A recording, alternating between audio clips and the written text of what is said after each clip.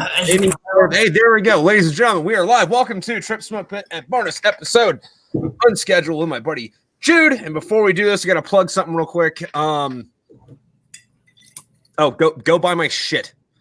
I'm donating 22% of my revenue this and next month's Project Refit to help combat isolation in military veterans and first responder communities. I.e., you give me $1, I give them 22 cents, and I use the rest to pay my electric bill and buy food. Hint, hint, wink, wink, nudge, nudge, buy my shit, fuckers. I'm just kidding. Do what you got to do. I know everybody's broke right now because coronavirus. What's up, Jude? How are you tonight? Oh, I'm good. Also, check up on your boys, if anything, on that. Yeah. One of the other things you do is just fucking talk to your friends. See what we're doing right here? Friends. So, not to be a fucking Debbie Downer, but fucking, dude, how was getting tased? I straight up did not have a goddamn good time today. That was a pretty bad time today. I got tasered for the first time. It sucked. But it was only 5 seconds of my life, but it was the worst 5 seconds of my life. I will say that it was kind of like, I don't know if you've ever dicked around with those little electrode probes that, like stimulate muscles to, stop soreness. Yeah. Well, you can use those and it like feels kind of nice, and you can set up the voltage really high, and it's just like it makes your muscles twitch. Were you about to say it makes your nipples twitch? Oh yeah, you can make your nipples twitch with them. No. But it was like that, except it was in your entire body, and it was super, super fucking painful. And then when it finally stopped, there's like 3 seconds to where you're like, I don't know where I am. I don't know what's going on. What the hell just happened to me? Oof. And then my back is just killing me right now, but not like my lower back like it usually is. It's my upper back because oh yeah, because it's got the prongs in it, right? No prongs. Basically, they hooked up two little, they look like car battery clamps, but tiny. Oh, so they didn't shoot the gun at you? Oh no, it was the gun, but it's already spooled out, so that way it's like to the left. It's like from this shoulder down to like my lower right back, and yeah, I've got burn marks on like both where the prongs were. Yeah, it was dope, super fun. Yeah, and you thought getting pepper sprayed was fucking made you a hard ass. Oh, no. Getting OC'd, I would rather get tased in the balls 10 times than get OC'd again. Oh, so it wasn't the worst 3 minutes of your life. Worst 5 seconds?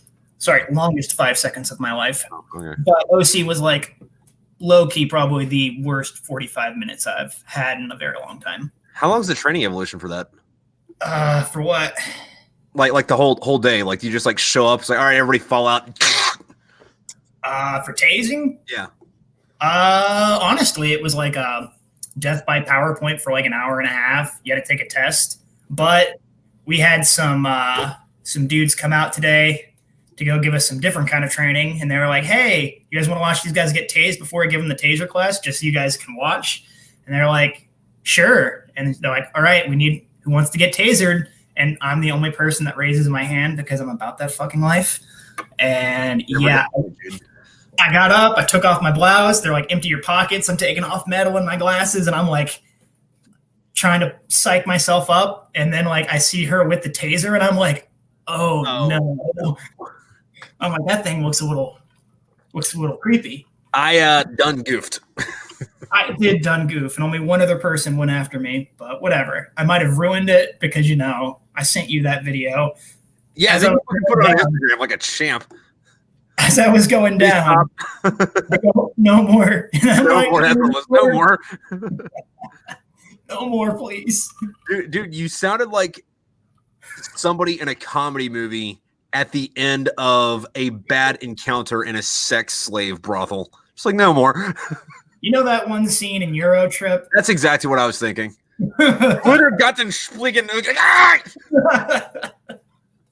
But yeah, no, OC was way freaking worse.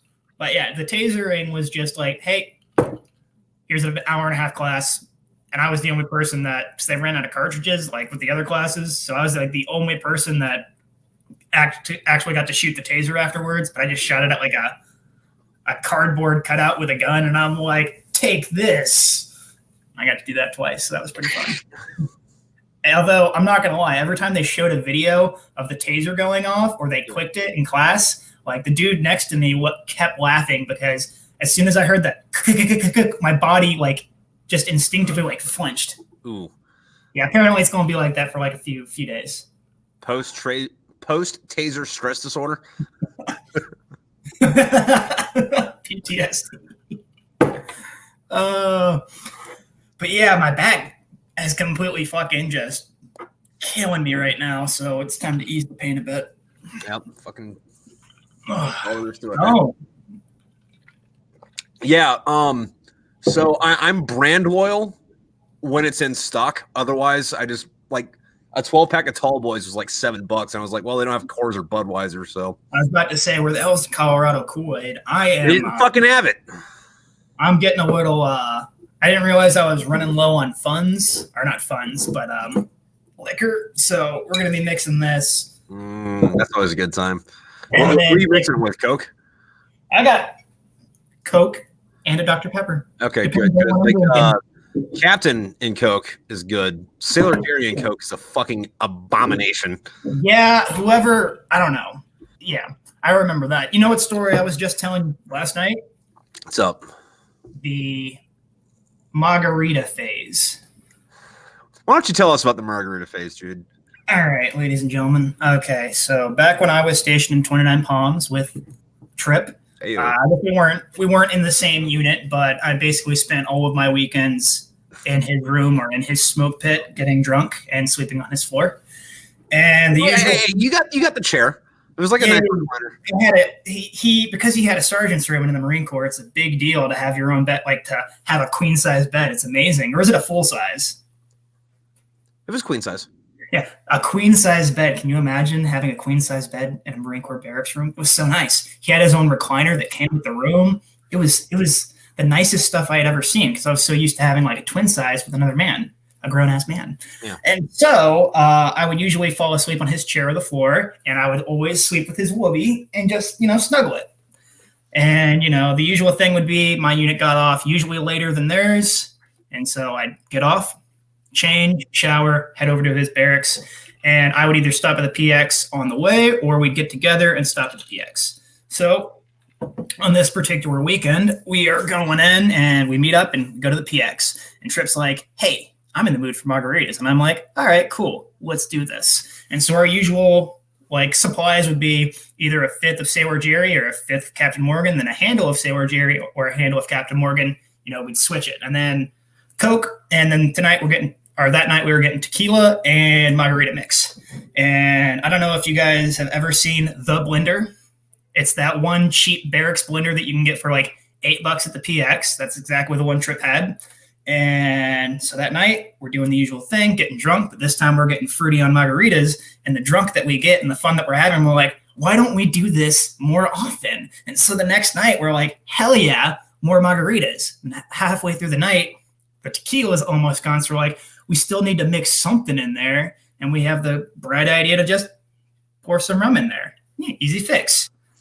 And then cue 2 weekends later to where we are drinking what you could call a margarita, but it's more of like a not sexy white trash alcoholic Christmas drink.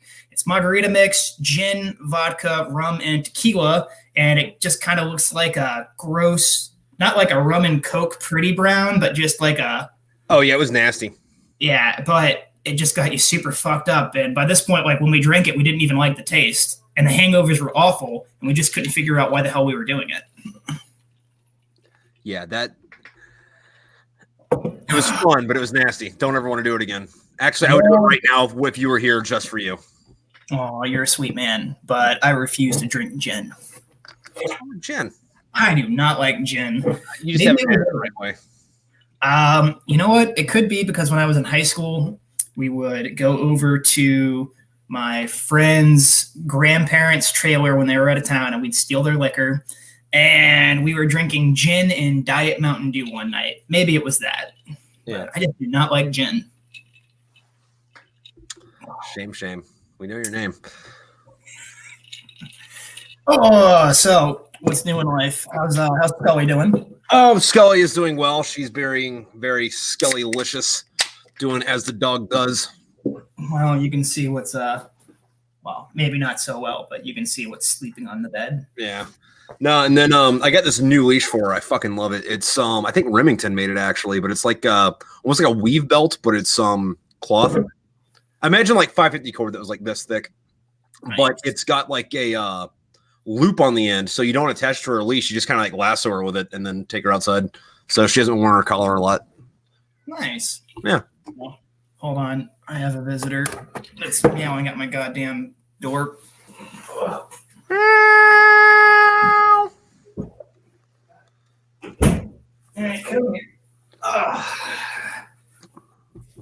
Yeah, this wanted to come join us. Get over there.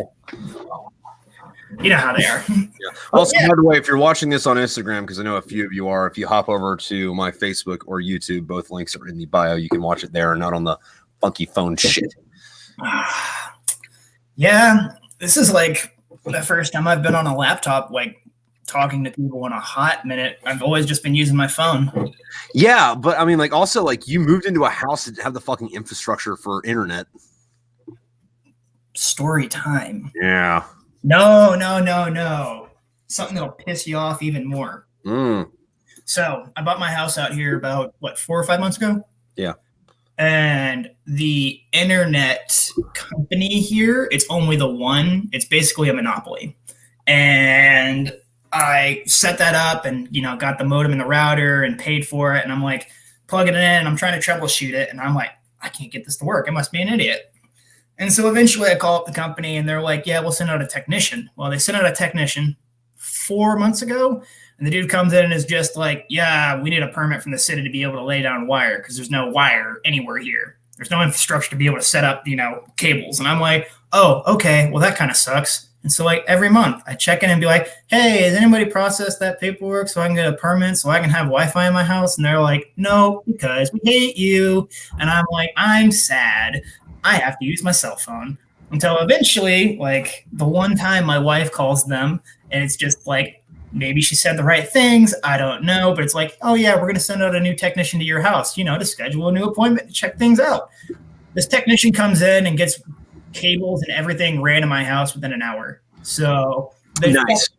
The original technician was fucking lazy and didn't want to do his job. I have since tried to leave the most scathingest of reviews on said worker because fuck that guy. I went almost like a quarter of a year without fucking internet. Well, I mean, it could be worse. At least you move somewhere that has like, actual internet in the air. Like if that happened here, I'd have been fucking dark for half a fucking year. Like I don't have cell phone service here, so. Yeah. Forget you're freaking not in the backwoods of Pennsylvania because I don't think Pennsylvania quite has a backwoods, but Oh no. So like Pennsylvania's a big rectangle, right? You got Philly over here and Pittsburgh over here, and then besides that, it's all backwoods. Oh, so it's just banjos. Yeah. There's a nickname, Pennsyltucky. I didn't know Pennsylvania had fucking cousin fuckers. Oh yeah. Yeah, there's also a lot of like rebel flags on Japanese trucks with like the thin blue line stickers too, and it's like, hey, dude, like, pick one. Yeah, first off, if you're in the South, I don't agree with it, but like, I get it. But if you're in Pennsylvania, a state that wasn't like on that side of the fucking war, and you're slapping that on your truck that was made in Japan. Hey, maybe they consider all Japanese trucks a form of war trophy? Maybe. Fun fact, a rebel flag was raised over Sherry Castle during the battle over Okinawa before an American flag was. That was in Helmet for My Pillow, wasn't it? Yeah, and an officer did it. What a man, I would have loved to see that conversation. Right. Although, did Sherry Castle like burn down like last year?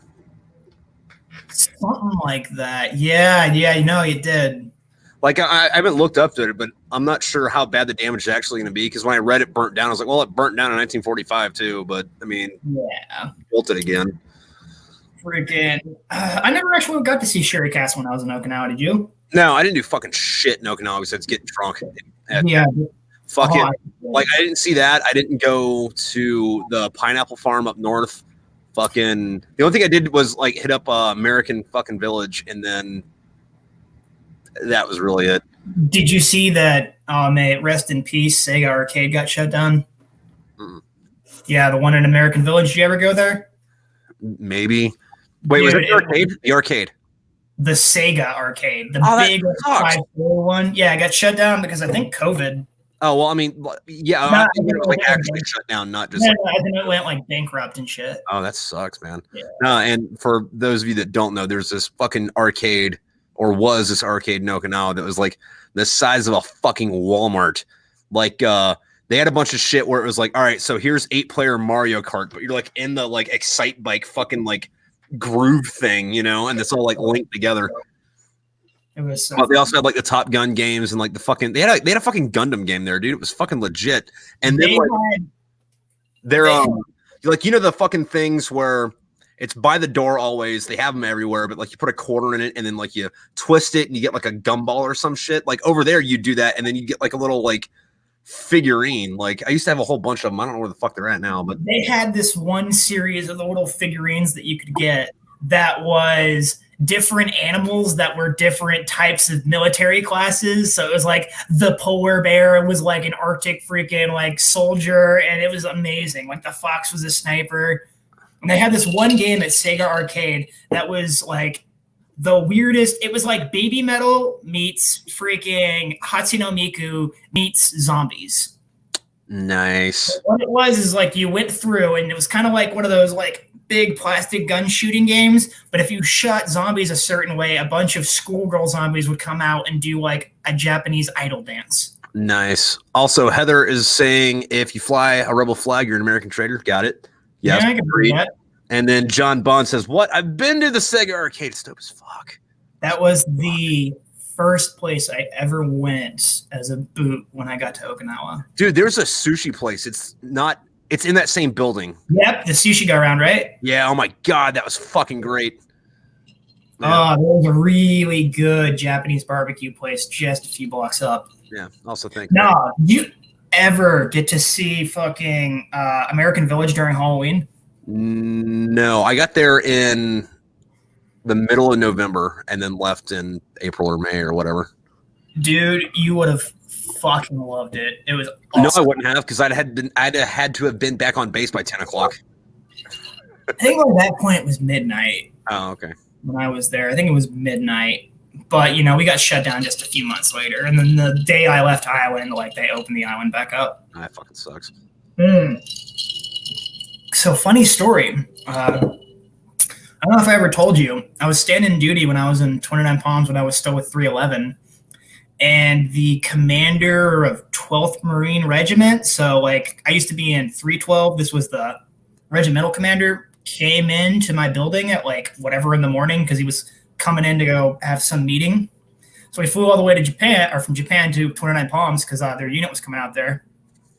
And, I get up because I'm on fucking duty, stand up, work my post, and he's just like, "How you doing, Marine?" And he starts asking me questions, and he's just like, I'm like, "Oh, yeah, sir." Like, if you don't mind me asking, like, who are you in charge of? And he's just like, "Oh, 12th Marines." I'm like, "Oh, it's 312. He's like, "Oh, you just came from there? Well, I want your opinion on something, Marine." And I'm like, okay. He's like, "Why is it that you think Marines don't want to stay in Okinawa? Why they don't extend?" Because, they're thinking about making it a mandatory 3-year tour instead of 2 years. And I was just like, well, frankly, sir, they're tired of being treated like children and not having cars. And it's just like, well, this sounds like an issue, they just don't care enough. They don't think about the Corps enough. And I'm like, sir, they hate it there because they're treated like 6-year-olds more than usual than compared in like, America Marine Corps. Yeah. But then again, there's also a reason that they're treated like that and have curfews and couldn't have cars. They can have cars now. Well, I mean, a lot of that was kind of bullshit because a lot of those incidences are by people that like aren't even fucking stationed there. Like there was some sailor or 2 sailors, I think, and they were like on a long ass layover and like got like rented a car, crashed it into somebody and like raped a chick and then like got off the island before they got caught. Yep. Also, Heather wants to know what your cat's name is. The orange dude is named Big Cat, and the other cat is called Little Cat. So BC and Elsie. Very creative. Oh, yeah, Elsie's tatted right there on me. She's my baby girl. Also, do you have the comments pulled up? Oh yeah, I do. Okay. Somebody said nice cock. Yeah. Yeah, the cat that was adorning my back was Elsie. Yeah, she's a brat. I love her to death. The dog. Yeah. Also, speaking of fucking pickles and shit, fucking roundabout way to get into this. Fucking The Boys, dude. What the fuck is that show about? That is great. Okay, for anybody that has not seen the goddamn Boys, first off, I'm gonna tell you guys something. If you've seen the Boys, go read the graphic novels because the graphic novels make the fucking TV show look like Barney the fucking dinosaur. The most awesome, fucked up graphic novels I have ever read. Like, they made me have to like stop reading at some points and go outside and smoke a cigarette. Not like a Serbian film, but like enough to where I was like, man, I'm questioning all superheroes right now. Yeah. And another funny thing, the main character, Huey, is supposed to be Simon Pegg. So in the graphic novels, that guy, the Jack Quaid, the actor who plays him, the guy that plays Huey, that's, like the, oh, pussy fucking, I don't want to fucking be a government agent and pit superheroes in check, is actually supposed to be Simon Pegg. He was literally written, the actual original character is from freaking Scotland, and the same exact character. When Simon Pegg found out, he was like, bro, I'm not even fucking mad. If you guys ever make this into a TV show, I call fucking dibs on playing myself. And they're like, oh, damn straight. But, too much time had passed by the time that Simon Pegg, by the time that show came out, Simon Pegg was like in his 50s. So he's like, all right, I'll play that character's dad. And then the character is played by Jack Quaid. But now, is Jack Quaid related to Randy Quaid? I have no idea, but I follow him on the Instagram. He seems like he's a nice guy. Yeah, no, I was kind of disappointed with that too because what is it? The chick that plays Stormfront, her name's Aya Cash, and I was like, is she related to Johnny Cash? And then I was like, no. Okay. Damn. But yeah, have not seen season 2 yet. Really, really neat. God damn it. No, I had a joke I was going to tell you, but. Oh, no, I know the Nazi. I saw the scene. I saw the final scene. I walked in on my wife watching it, so I already know what happened. Oh, so like when you Nazi bitch. No. No, what's her name? It's not Kimono and it's not Akiko. Kamino. Like she says something and like she's laughing, or like fucking was it Frenchie's laughing and she's like, "What's so funny?" There was one meme where it was like she said he turned himself into a pickle. Who the hell is the Pickle Bro? That's my buddy Pickle. We hung out with him in 29 Palms. He had a really nice Gibson acoustic.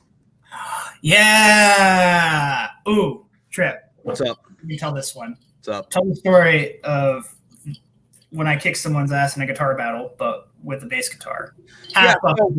We're out smoking out in the. Wait, hold on. Before you start the story, I am by no means like Flea or Jaco Pastorius in the bass fucking world, by the way. Like, I'm okay.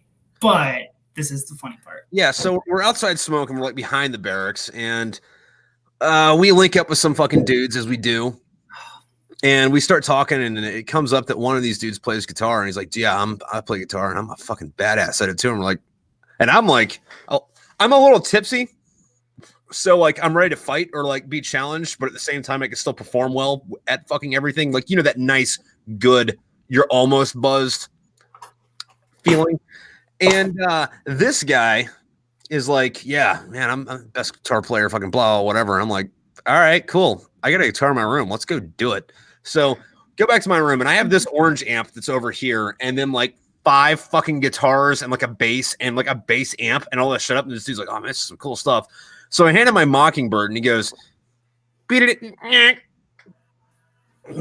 it, beat it." I'm like, okay, all right, cool. Jude. So Jude fucking plugs in the fucking bass and just starts doing this shit, and this guy's just like, and we're like, he's like, "Oh, I'm sorry, I'm drunk." I'm like, yeah, all right, cool, greatest guitar fucking player on the fucking planet, get your ass handed to you by a bassist. And that's just the fun part. Although I really need to get shit, you probably have it fucking somewhere in your basement, that 6-string bass. Yeah. Now this bass is different than like, because most 6-string basses, instead of like they have like, what is it, a D string, like it's 2 lower strings. This bass is like a guitar but like lowered by 2 octaves, so it's like an EADGBE like guitar, but it's a fucking bass. It's amazing. I love that thing. And it's a Squire, right? Yeah, but you play it like a fucking guitar. Your regular guitar, it's fucking gnarly because like you can, I mean, you can't shred on it. But Well, I mean, you might be able to. My fingers aren't strong enough, but if you can shred on a bass, you can shred on that like you would shred on a guitar. Like you can tap on that shit. Yeah, I miss that. Yeah. I just miss jamming in general. I haven't fucking had a good jam session with anybody apart from you because I just don't like jamming with anybody apart from you. This is the only guitar player that I like got in with and then vibed with, and he's the only person I've written actual music with. Yeah. Which, by the way, if you guys like music and books, you should check out the tabs in the back of Smokepit Fairy Tales. If you actually look and chain smoke your problems away, you might see a cameo name. Hint, hint. This guy. I helped write all the bass parts for that fucking shit, and then, well, some of the fucking lyrics, except for the Friender song. Yeah, that one was all you. I straight up stole that. I asked you first, so it was okay. Well, yeah, that is a song about a fictional dating app called Friender, aka Tinder, that I wrote when I was in a very weird drunk place. Yes, drunk, very drunk. Also, you got to take a shot with me. I demand it. So you better find more liquor. I don't have a cup down here. Okay, all right, yeah, fuck it, whatever. We'll make it work. Ooh, this shot glass has actually been hanging out in the ice bowl that I have, so that way I don't have to run to my fridge all the time. Nice. And so it's actually cold because this Jaeger is warm. Well, not warm, but it's not. You can drink Jaeger at any temperature. Yeah, but you know, Jaeger is best cold. Yeah. When it's cold and you can't taste it. Absolutely. Same thing with Coors Light. The reason that the bottle or that the can changes colors when it's colder is to incentivize you to drink it when it's colder, because when it's that cold, you can't fucking taste how fucking terrible it is. Hold on, I got to take out my nicotine salt pouch, which I will explain in a second. Yeah, I'm gonna need to know the fucking six on that one, buddy. If I can give me a second. All right, what are you drinking there? JMO. Ooh. All right, to the north, to the south, to the whole damn nation, to the state that I love. State of intoxication.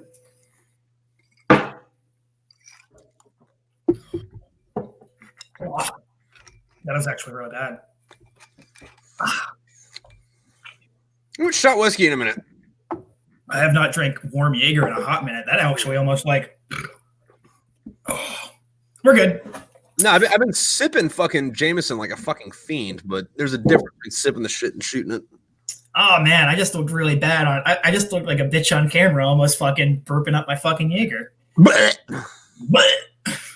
although, speaking of story time about, since you're out now, there were more than 7 occasions where I saw Tripp so drunk that I would watch him be having a casual conversation, smoking a cigarette, walk 5 feet that way, and projectile vomit and continue the conversation.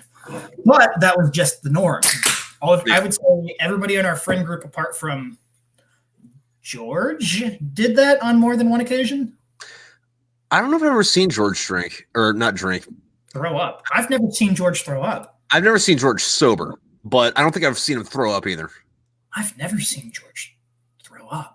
No, I think that because he always drink that Bud Light Platinum stuff. So and he would sip it too. Like he'd take an hour to drink beer. So he wouldn't get drunk quick, but he would get fucked up and just maintain it because he didn't sleep. And so we'd eventually crash. Me usually 2 or 3 because when I get into that point that I'm drunk, I just kind of disappear and they find me asleep, and that's just how it is. Well, I mean, no, there's a difference though, because on Fridays it was 2 or 3, but then on Saturdays it was 4 or 6.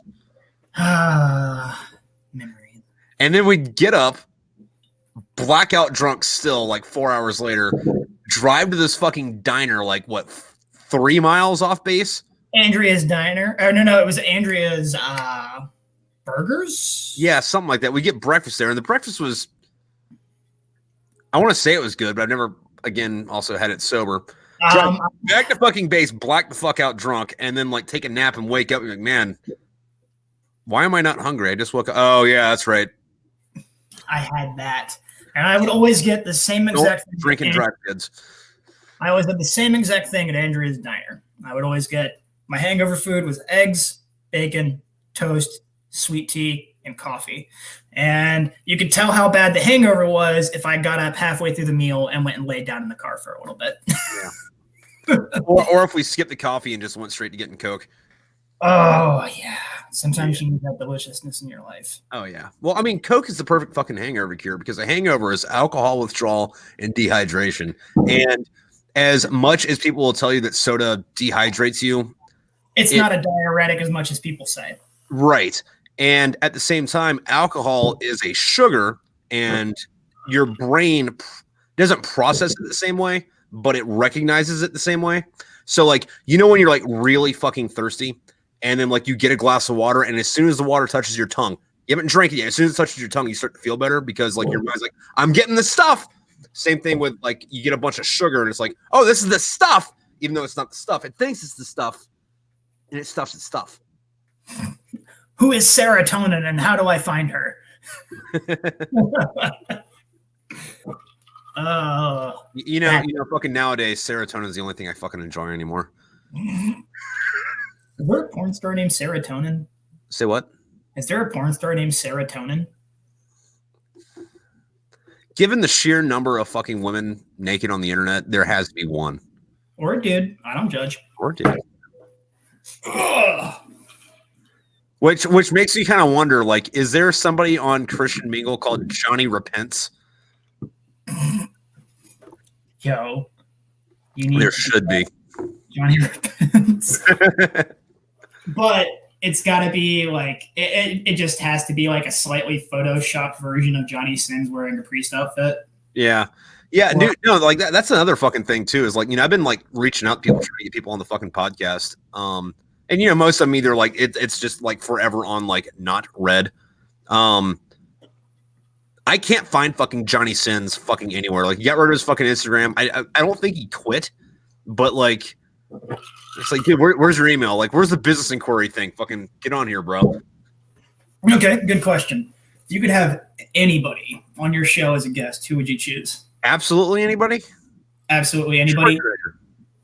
Who? Schwarzenegger. Schwarzenegger? Okay.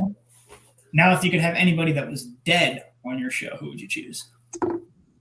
Vince Neil. Why's that? Because he's not dead, and that was a joke, because fuck Motley Crue. All right. Now, okay, anybody that's dead. Wait, do I get the shock factor with it? If you choose Adolf Hitler, you're going to be considered a Nazi. Unless you shoot Hitler. But I mean, like, if I have, like, you know, Einstein on here, they're like, oh my God, he's still alive. In that case, Jesus Christ. Just because people are like, holy fucking shit, it's Christ. You know who I would choose? Because I'm assuming people would not know that I'm bringing somebody back from the dead. I would choose Tupac. Yeah, but Tupac's not dead. He's living in fucking Cuba, man. Yeah. That's exactly where it starts. Or I'd choose JFK, but I would make him wear makeup that made him look aged. I read a fucking weird book one time. Not weird as in the story, but like weird as in the premise. But pretty much what happened in it was told from JFK's point of view, and it was like 15 years after the assassination, and he survived, but he was like all fucked up and like he had the mind of like a third grader because, you know, most of his gray matter was gone. And you don't realize it's him until like 3/4 of the way through the book. You just think he's some, like, you know, 6-year-old invalid. And then it's like, oh, wait, holy shit, what? Fucking, this is JFK. Like, and the only reason like you recognize that it was him is because like Jackie Onassis fucking keeps coming in and like, you know, like reading stories to him and shit. Aww. Yeah, it's kind of sad, but yeah, that made me really sad. I don't know if you had to choose between having the mind of a 6-year-old for the rest of your life or death, which is not a thing that happens to a lot of people. I don't know. That sounds really sad, and I just made myself sad thinking about it. Well, now you are. I have the big sad. Big sad.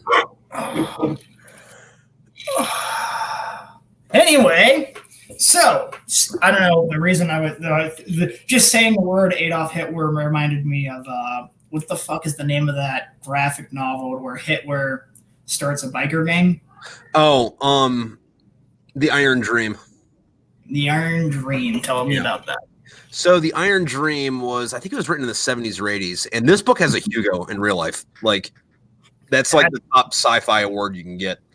Yeah, I was about to say, I got a Hugo for writing a book about Adolf Hitler. Yeah, so pretty much what happens in this book, though, is Hitler gets done with World War I, and then he plays his hand again at art school because, he got booted out of that in real life, but he, before the war.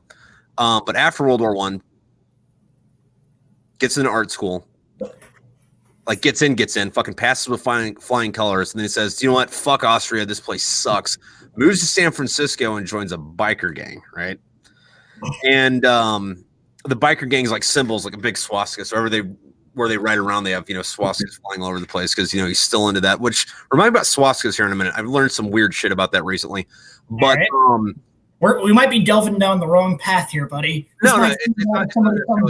But after he's in this biker gang for a bit, like he gets a guitar and he starts playing music, and him and his band invent heavy metal in the 1920s. And then by the time the 30s come around, by the time World War II would fucking start happening, after like he's this worldwide heavy metal sensation, he starts writing sci-fi in the book. And then in the book, Hitler's stories get Hugos. And then they publish this actual book, and then this actual book gets a fucking Hugo. There's so many layers of dumbass and craziness there, but whatever. It was the 70s. People were on drugs. Coke hasn't been discovered yet. Yeah. No, but the other thing, though, is like I was watching a World War I documentary, and it was talking about like symbolism and shit. And so before World War II, like the swastika was like a big fucking symbol. Like everybody used it. Like our army had it on a lot of symbols. Like Coke had it on like bottles at one point. Like shit. Yeah, no, because it was an actual like cultural fucking thing. Like imagine like how everybody draws fucking yin yangs on shit. Yeah. Imagine that, but like non-ironic, but it was a swastika instead. Actually, not even yin yangs. Like barbed wire tattoos in the fucking 90s, like that level of fucking big. And then the Nazis came around and like ruined the fucking symbol for fucking everybody. But among Central Powers fucking countries during World War I, more people had like swastika pendants than like crosses or Stars of David or anything. Really? Yeah. Oh. I remember when I was the fucking Nazis ruined it. Yeah, that is a symbol that has been in like a lot of cultures, right? Mm-hmm. It's in Buddhist culture, it's in a Native American culture, right? I don't know what. No, it's literally in every culture. The other thing though too is like the East, like the Buddhists, the Indians, the Chinese, the Taoists, like they're like, yeah, that's a European problem. Like we don't care, keep flying the bitch. But they also like carve it into like bricks and stonework on their temples and shit. But it symbolizes wisdom, knowledge, the four winds. So the two references I can, because just Japan that I was thinking of swastikas. I was in a restaurant in Japan, and one of the waitresses, Okinawa has this fucking like, yeah, they have amazing tattoo artists, yada yada yada. But like the first tattoo place I went to get like my little treble clef tattooed, when I walked in, I immediately got sketched out. Because in the back of the tattoo parlor, as I was like halfway through getting this tattoo, the secretary and her friend, who I could tell they had no tattooing experience, just went in and grabbed some 16-year-old who walked in and started tattooing him so hard that it was like carving skin like really bad. And I'm like, this dude's just getting a really bad tattoo, but in a tattoo shop in Japan. And I was a little sketched out. And so there's so many like, you'll see so many of these younger Okinawans with either really great tattoos or like, this looks like I drew on my arm with Sharpie. Oh, wait, this is a tattoo gun? And I just see a fucking swastika tattooed on this Japanese waitress or Okinawan waitress. And I'm like, yo, are there Nazis here? Is there a Nazi fucking sect here of Japanese? And then I learned that, it's a Buddhist symbol. And I'm like, what the hell? And then there was a lot of controversy about, do you ever watch Bleach or no? Yeah. Not enough to really tell you much about it. Like back when it was on TV when I was in high school. Yeah. One of the characters, freaking like the main character's like power up black katana. The hilt is like no shit, like a swastika. Mm-hmm. All right. So that's my seeing swastikas, but I don't know. Are they called swastikas in Japan? I don't know. No, I mean they got a different name. What is it? The other one though is like there's a lot of shit that like it's still around, just not in that form. Like the Isle of Man, their like symbol is like it's like the sun, but it's got like a smiley face and it's got like 4 legs sticking out of it, but like one leg goes this way, one leg goes this way, one leg goes this way, one leg goes. But they've also had that symbol there since like the Romans were around. So it's like, yeah, we're not changing it because some fucking Austrian dipshit wanted to fucking whatever. Also, speaking of that, there's 3 levels of Nazis, like actual like World War II fucking Nazis. Like all the batshit crazy ones were from Austria. They weren't even fucking German. Like Hitler, fucking Austrian. Eichmann, the guy that like fucking not Eichmann. Heinrich? No, Heydrich. Anyway, fucking he died like he got like assassinated in like 43 or some shit. But Austrian, fucking batshit fucking psychos. The Germans were mostly like the, yeah, dude, fuck it, we're here. You know what? That guy's making some sense. Go do that shit. And then you have like the Czechs, which historically sometimes part of Germany. They're like the, yeah, we're Nazis, but we're like good guys, like Oscar Schindler from like Schindler's List, like that dude was like Czech. So it's like, yeah, I'm a Nazi, but it's really only for the cash. I'm gonna go help the Jews out, you fucks. Oh, I thought you were about to bring up fucking the Devil's Guard. Oh yeah, no. Those dudes were like Nazis, like fucking not cool, but at the same time, it's like, yeah, this story's neat. Yeah, freaking Devil's Guard, great book, by the way. What's the other name for it? The Idiot's Guide to Counter Guerrilla Warfare. Yeah. It should be called The Practical Guide to Counterinsurgency. But pretty much what this book was about, and this book's kind of weird too because you can, depending on what story you're in, it's in either fiction or biography because they can't prove whether or not it happened. Yeah, which is kind of a weird fucking thing, but it does state that the gist of it is what is it, Indochina, which later became Vietnam. So Indochina War is going on before, like, what is it? This is in the 50s? Yeah, this takes place in the 50s. However, that war has been going on since fucking... Oh, yeah. The Indochina War, it basically, like, 20 years later, where America joined in on that jazz, and it was like the Vietnam War. Yeah. This story, and it actually has some true aspects of it, because like when World War II ended, a lot of Nazis did escape. Some of them escaped to Switzerland to get new identities, and then being like, well, the only thing we know how to do is war, and the French Foreign Legion is hiring, and there were Nazis that were our former Nazis that were employed by the French Foreign Legion to go fight in Indochina, which is they just gave them like new identities and shit. Because like those dudes, like they were, I think in that book they were also somewhere around the Balkans, and the war ended. They knew the war ended, and the Soviets were there. And if you were like normal fucking Wehrmacht, they just like put you in a POW camp. But if you were SS, they shot you in the back of the head, like they should, because they're in the fucking SS.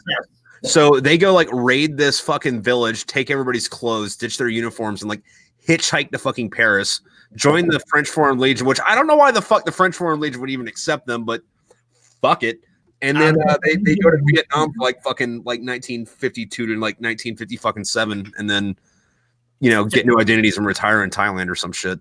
Yeah, and it's just like the entire time it's like, yeah, we're Nazis, but or sorry. If the definition of a Nazi is somebody that likes to kill communists, yeah, we're definitely still Nazis. And I'm like, yeah, commies and Nazis are both awful things, but I'm just going to... Which is why I love reading about the fucking Eastern Front in World War II, because if you look at it, World War II wasn't really one big war. It was a bunch of fucking wars that were all going on at the same time. And the war between the Russians, the Soviet Russians and the Nazi Germans is fucking amazing because millions and millions of people die, but they're all Nazis and communists. So like no valuable life was lost. Fucking Nazis suck. I don't understand how they made a fucking comeback, especially fucking here. Well, I mean, they didn't really, because like if you look at it though, like most of them are fucking like rednecks that fucking scream at people at Walmart, and it's like in real life, fucking like the actual like, you know, German fucking Nazis, they were like lawyers and doctors and like politicians and shit, not fucking Jeb and his fucking truck. How many crosses do we got in the back? About a few. About a few. That's a Helsing Abridged reference. If you haven't seen Helsing Abridged, please go check that out. I feel like we've lingered on the Nazi topic for like 15 fucking minutes. Yeah, probably have. Subject changed. So, on the French Foreign Legion, Tripp, you being to Afghanistan twice or 3 times? Twice. Did you ever run into the Legion out there? No, but I did run into the French, and they're about as worthless as their fucking stereotype leads you to believe. And it's funny because historically, France is the most militarily successful country on the history of the planet. They just had a really shitty last fucking 150 years. I hear their fucking their terrorist fucking their anti-terrorism fucking unit is fucking like in their country is pretty dope. Yeah, but everyone's version of Delta Force is legit. That's why they get to that level. Yeah, points. Like fucking Iran's got a fucking crazy one. Have you ever heard about the fucking Quds Force? Are they the dudes that know shit fucking like? So they take these dudes, right? Like to get selected for the Quds Force, you have to look white, like not Caucasian, but fucking white. Like, there's a common misconception that everybody in Iran's Arab. There's almost no Arabs in Iran. They're either Persians or some other type of Caucasian. However, Persia or Iran literally means the land of the Aryans. So there's a lot of fucking blonde motherfuckers walking around there too. So to get into this, you have to have like light brown or blonde hair. You can't have brown eyes, and like you have to like have lighter skin. So they teach you all this fucking. Actually, they don't even teach you all this fucking shit. They teach you fucking English or German or Russian, right? And they get you proficient in that, and then you pretty much go TAD to fucking England or like Detroit for like 5 years to be able to ditch your fucking accent. So they come back talking like you or me, and then after they can do that, they run them through all the fucking like Navy SEAL Delta Force shit. There was a thing, I forget if it was in Iraq or Afghanistan, but it was like the early 2000s when it happened. We didn't find out about it until later, but they stole a bunch of American uniforms and just like walked on the fucking base. Like, yeah, sorry, we forgot our fucking shit. I don't know, man. I don't know what the fucking passcode is. I'm coming from FOB, what the fuck ever. I need to talk to your first sergeant. And they just like let him in, fucking had a conversation with whoever, like swiped a few fucking like thumb drives while they're in the fucking S2 and like bounced out back to fucking wherever the fuck they're from. Jesus. Yeah, but like if you're in Iraq or Afghanistan, you know, fucking like 5 foot fucking 10, 6'2" blonde dude shows up in your uniform that looks like your uniform, everything's right, and they're speaking in a fucking Southern California accent. Typically, you fucking let him in. Like, even if it's like, hey, yeah, this guy doesn't have his ID, you know, fucking your platoon sergeant shows up and goes, yeah, fuck it, whatever. Who is it? The fucking, what is it? China has something fucking similar, right? They do, but I don't know much about it. Oh, dude, you heard about that fucking article just, what was it, 2 months ago? It was, I think, a Marine intel dude that got out and became an NYPD officer. Ended up being a fucking, like, Chinese fucking double agent the entire fucking time. In the NYPD? In the NYPD and in the Marine Corps. Oh, all right. Or it was either the Army or the Marine Corps, but he was, like, in both of that and gathered a crap ton of information, including a bunch of like NYPD names that they sent to China. Fucking all right. Yeah, fucking right. Good for them. Good for, I don't know. Yeah, fuck. I don't know. Like their problem though is like they have to find somebody that like, you know, looks unsuspicious. Like, you know, we can play the fucking like not racist game all you want, but at the end of the day, like certain countries, if you want to go there and blend in, like you, like America's a little bit different as long as you're not outside of a city. Oh no, this guy was Chinese. Oh yeah, but like say like if you wanted to infiltrate, you know, fucking Beijing, like you better be ethnically Chinese and have a lot of fucking family over there, you know. Yeah, I don't know. Never been to China, Hong Kong, any of that. I've been to Hong Kong, but I don't. I guess it's China now, but at the time it was like kind of China. Yeah. Also, haven't heard anything about that or Ghislaine Maxwell in a hot minute because of COVID. Yeah, weird, right? Weird. Yeah, no, fucking Big China got what they fucking wanted out of that. So, like, Hong Kong's part of Big China now. Like, not just like in the fucking like what is it? The the free market district zone or whatever. It's like, no, you fuckers are coming back. Like you're China again. Fuck y'all. I mean, I saw a lot of the protests. I saw what they were going through. I really felt for Hong Kong, and I thought that maybe something would have come from it, but it just kind of disappeared out of the media. So weird. What it is. I can't really have too much of an opinion on it since I feel like I'm not educated enough on the situation. Fair enough. It is what it is. But to be all it is. How is speaking of COVID? How is your life changed since everything started? You're basically a shut-in to begin with. Yeah, no, not really much. Like school's a giant pain in the fucking ass. But besides that, I mean, like, I don't know, like, pretty much everywhere besides bars are open. Bars and gyms are open, but like you just wear a mask, so it's like cool, go in. That's the other fucking thing though, is like I know there's this like big fucking like controversy over like people wearing masks or shit. And I guess it's like a thing from state to state, but like up here, it's like if I were to go into Walmart without a mask, I would get fined $500, and Walmart would get fined $500. So like everybody's wearing masks. So like I guess it's just where I'm at that I don't understand the fucking argument. It's like, why are people wearing masks? Like, people are. We are. We're finding people. Yeah, dude. Like in Vegas, I don't go anywhere in public without a mask because like it's not like somebody will probably tell me to put on a mask. There's security everywhere at Walmart. There's like 4 security dudes there at every fucking Walmart now. That's just like put on a mask. I have not seen anybody fight it. It's just it's what you got. Do what you got to do. But whatever. Freaking what was it? You also haven't heard about the freaking COVID cure that Russia made. Haven't seen that in the media. But then again, it's political time. Yeah, no, I haven't heard anything about that. I want to say it's Russia made some kind of cure for COVID. Oh, well, good for them. Right? Is it shoving light bulbs up people's asses? Because like I know that was like facetious, but like I really wanted that to be a thing. Or drinking bleach. Yeah. But yeah, I don't know. This is my first plague or pandemic, I guess you could say. Well, I mean, you get one. You get a big one once every 100 years ish. Like this is nowhere near as bad as the fucking Spanish flu, but the Spanish flu also had a comeback after World War I. It started after World War I.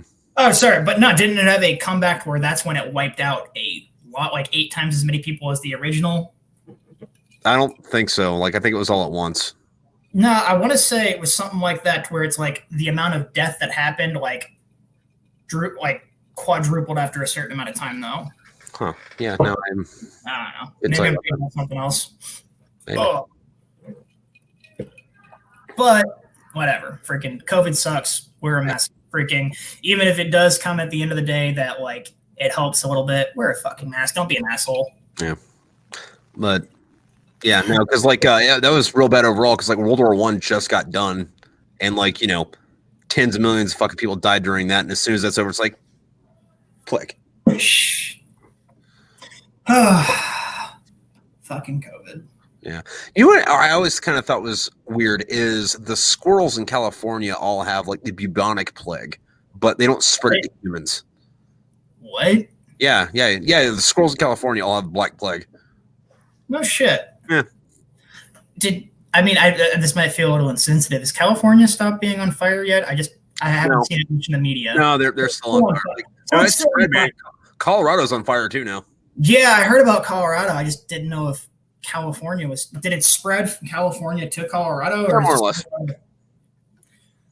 That sucks. But but like California could use a fucking reality check. No opinion, no comment. I think California is a beautiful state with lots of super nice people and some of the most gorgeous views I've ever seen. Yeah, but do you know what's not burning down in California? Fucking 29 Palms. Because there ain't shit there to burn. Okay, so, Tripp, you've spent many a time in 29 Palms. I spent, my fair share of time out there. The glory that is 29 Palms when you actually get to the field is every area you go to is a different type of. It's kind of like the different levels of fucking hell. Like every area you go to in the training area, there's something weird in each part that's just a little different. Wilson's like the first level of hell where it's like, yeah, this sucks, but fuck it. And then you go down to like Lavic Lake, and you're like, oh man, this is garbage. How could it get worse than this? And then you go to Lead Mountain, you're like, fuck, I want to go back to Lavic Lake. I want to say Lead Mountain is Lead Mountain the super windy fucking like blow dryer on your face the entire time? Yeah, and there's no sand, it's all rocks. Like big rocks. My first field op out there is whenever I got stationed with them. With 311, and I get to the unit and I show up and nobody knows I'm coming. I roll up to the CP after I couldn't find it for like, I don't know, an hour because I don't know the base. Finally find my CP and I go up and there's an officer on duty and I'm like, I'm in civilian uniform, but I'm still gonna like, hey sir, how you doing? I'm freaking Corporal Jude, checking into the unit, and they're like, nobody's tracking that you exist, and I'm like, oh, cool.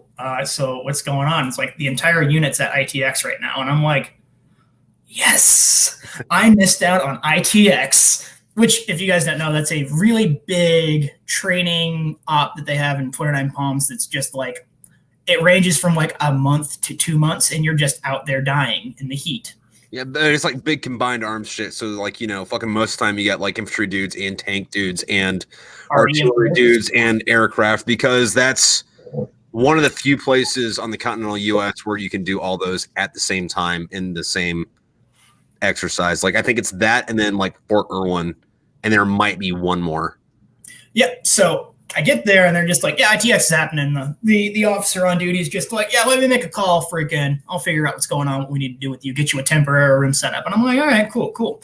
And so, a few minutes later, he comes up. He's just like, yeah, dude, your ops chief is actually going to be in like Monday. So you're going to go meet up with him and go check into the unit then. And I'm like, oh, dope. So I'm just checking into the unit. I'm like, is there anybody in the rear? Oh, yeah. All the dudes that are in the rear are sleeping in the warehouse for solidarity since everybody else is in the field. And I'm like, oof. And they also have 3 formations a day. And they have to stay like training, deployment status, and not go home to their wives. And I'm like, the rear echelon dudes?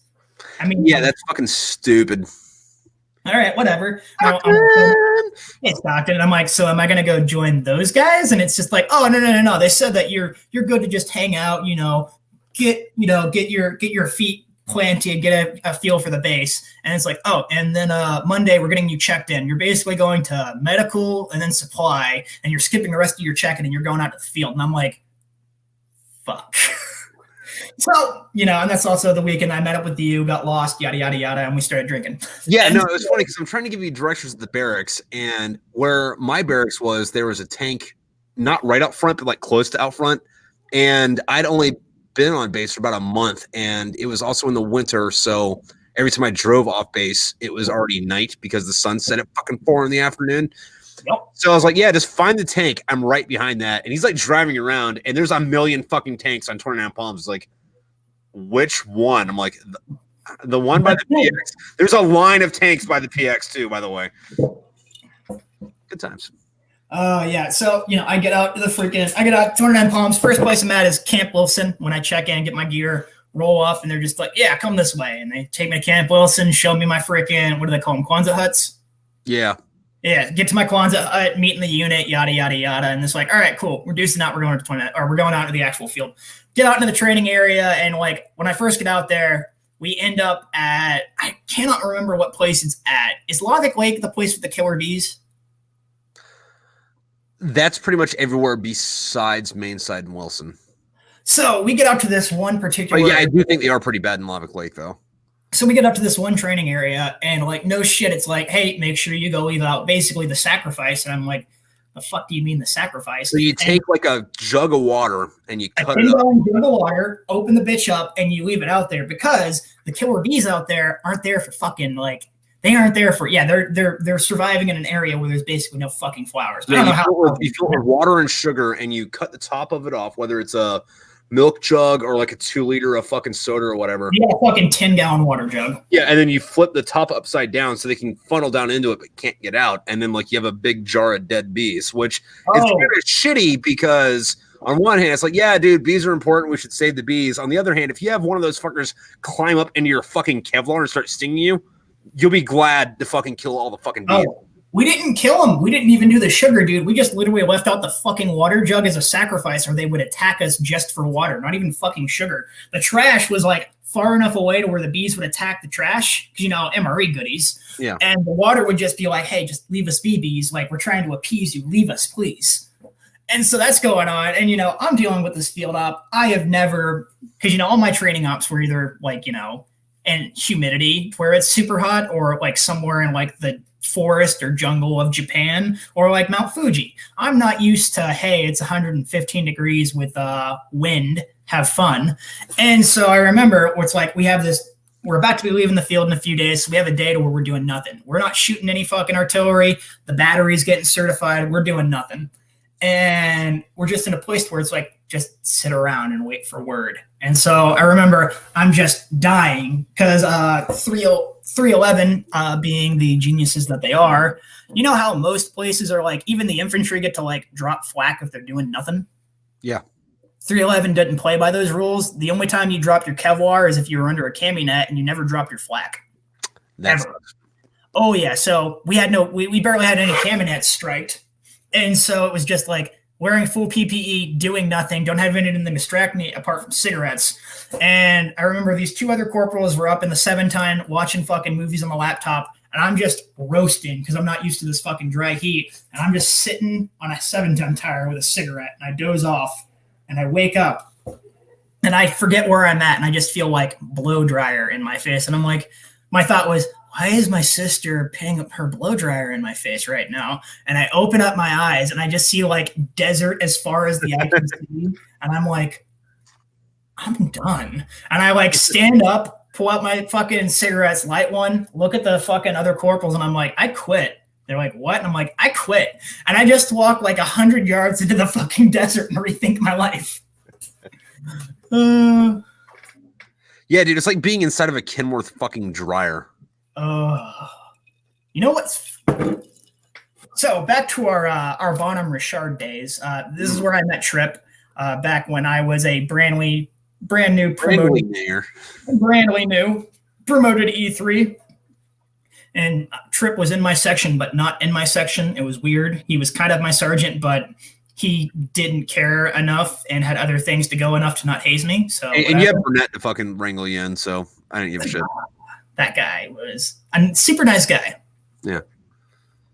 So, I never saw Tripp much. And anytime I did talk to him, it was just like, yeah, he would just basically give me like life advice of, Jude, I know that you had a really great time in Bali on your first day and thought all the girls were checking you out, but most of them aren't women. Next time, check the feet in the Adam's apple. And I realized that a bunch of, and I have nothing against transsexuals, but a bunch of ladyboys were checking me out. And I'm like, oh, I guess that's just the thing in this country. I mean, I still feel good that I'm getting checked out, but like, now it's like, whatever. And so like, it'd be like words like that. And I remember one time your now wife had sent you a care package, and inside of there was a carton of fucking Lucky Strikes. And the first Lucky Strike I'd ever had was in the 52 area when I was going through MCT. And I found Lucky Strikes and I fucking loved them. And I had never found them since. And I remember you open up the package and I'm like, you get anything good, Sergeant? You're like, package of or a carton of fucking Luckies. And I'm like, oh shit, can I have one of those Lucky Strikes? And you look at me and go, Jude, I'll make you a deal.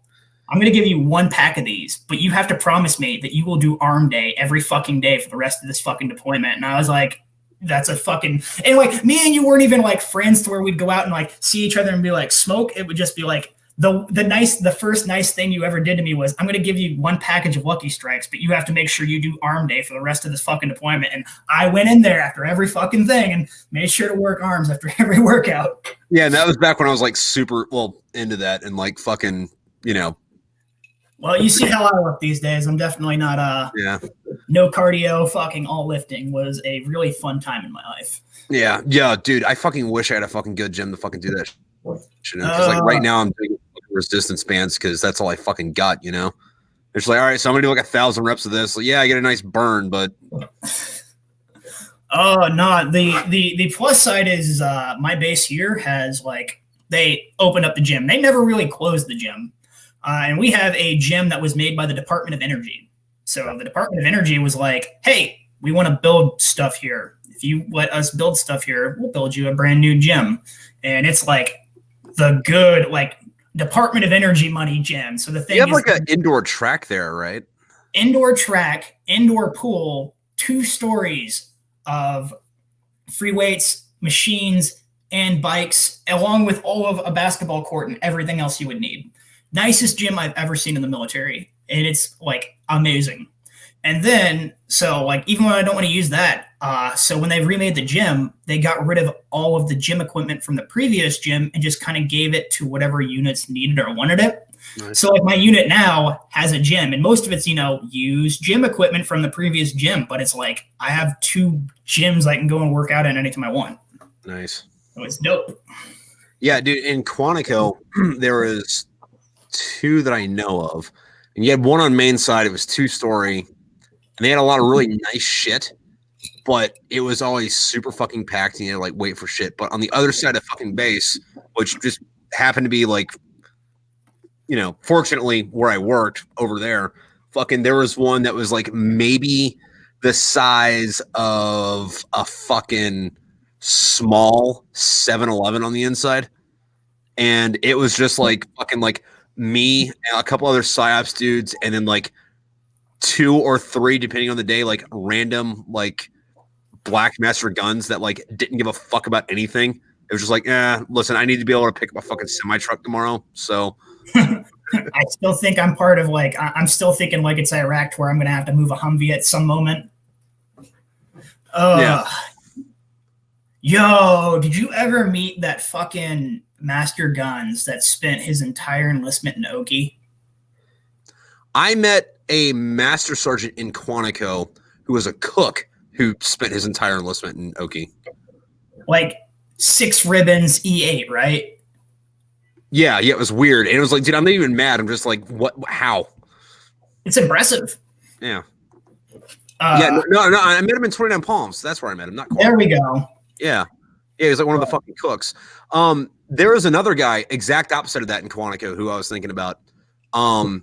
He would be in the fucking PX getting coffee at the same time that I would be. And he was a master sergeant, and he had like 1,000 fucking ribbons.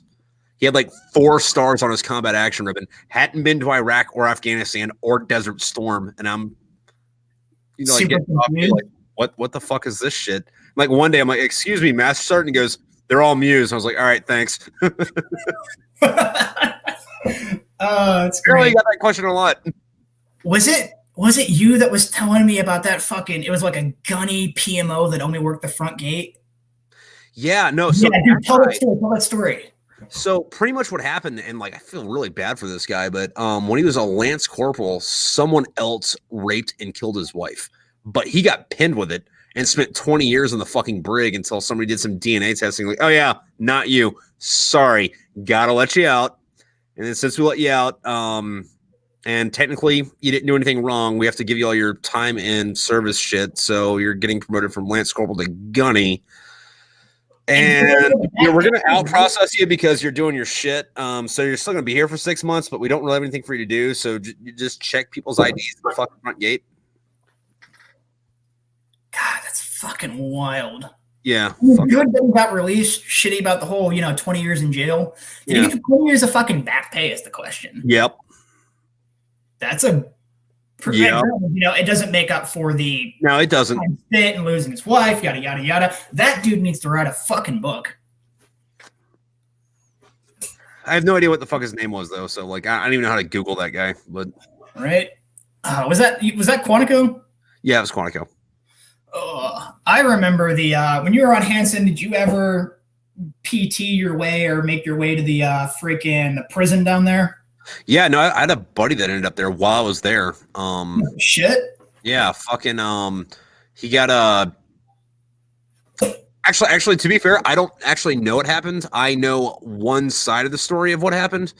From what I heard from other people, not him, was he got Chris Hansen in Okinawa, but like the 16-year-old chick, instead of being MSNBC, was NCIS. They do love their sting operations. Yeah, so he ends up going to the brig, getting busted down from gunny to fucking private. But I think I asked him about it once. And he goes, "Dude, it wasn't that." And I was like, "All right." I don't care. Fucking, I'm not gonna ask you what it was. If you said it wasn't that, it wasn't that. But I mean, Oh man, because like when I was at 312, we had dudes that came in on UDPs because like 312, it's a battalion, but it doesn't have any batteries. The batteries are all made out of UDP artillery battalions that come in for 6 months and leave from all different kinds of units. And I remember I was on freaking duty and I had to go freaking.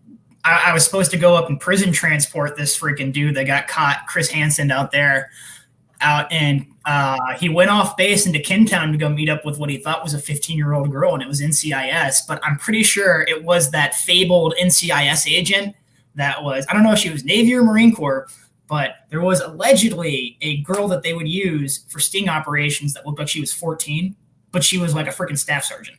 Yeah. And that's how he got caught, and they ended up taking that dude to the brig, and they'd been out and they'd been to Oki for like a month. That was also the same incident that they at first they tried to like, everybody thought it was like an attempted suicide because somebody fell out of like the third story of their barracks room, but it turned out he was just being a dumbass during field day and fell out of his fucking room. It's fucking, somebody was telling me a story back when their Mew was in the Philippines back in the fucking 90s. And they were talking about how they got this fucking hooker and they took her back to the fucking whatever barracks they were staying at. And, you know, she went from like room to room, like fuck the entire fucking platoon. And pretty much what she was doing is like, they gave all the money to like the last guy in line. So once after she done fucked everybody, that last dude would fucking pay her. So she fucks like fucking 40 fucking dudes. And then the last dude just keeps the money and kicks her out of the fucking window, hoping she'd fucking die. Yeah. That's one of the reasons we're not in the Philippines anymore. Well, that and the you saw that fucking asshole got released, right? I didn't see he got released. No. Was his name Pinkerton? What? Was it Pinkerton or Pemberton? The dude that fucking murdered that transgender fucking sex worker. He drowned her in the toilet. Yeah. That dude just got released early from fucking Filipino or whatever. The Filipino freaking people like government gave him like you've served your time thing and let him out fucking early or some shit. And the Philippines are the Filipinos are pissed, and it's just like we're bowing down to the American government and shit. But it's like the American government didn't want that fucking dude either. Yeah. Yeah, no, is he getting fucking hit with our shit after that, or?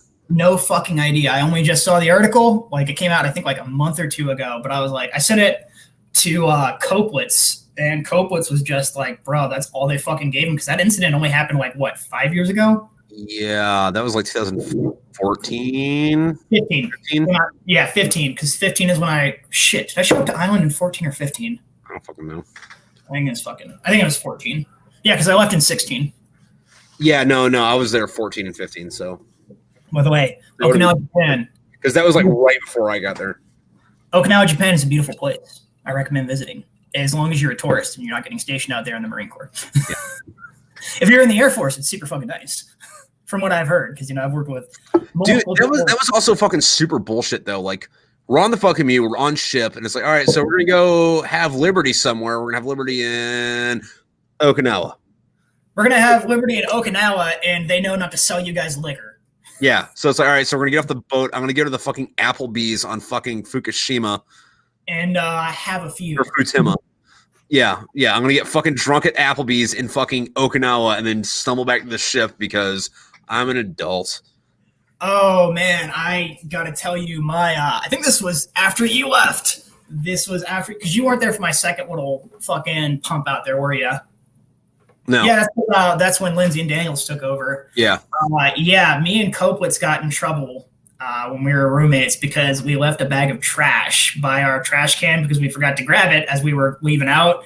And somebody went in our room and took a bunch of photos and sent it to command on ship. So when we ported into Oki for some Liberty, they made us no shit drive to fucking Hanson and clean up our fucking room. But you know what? We fucked up, so whatever. That's fucking stupid. You know what?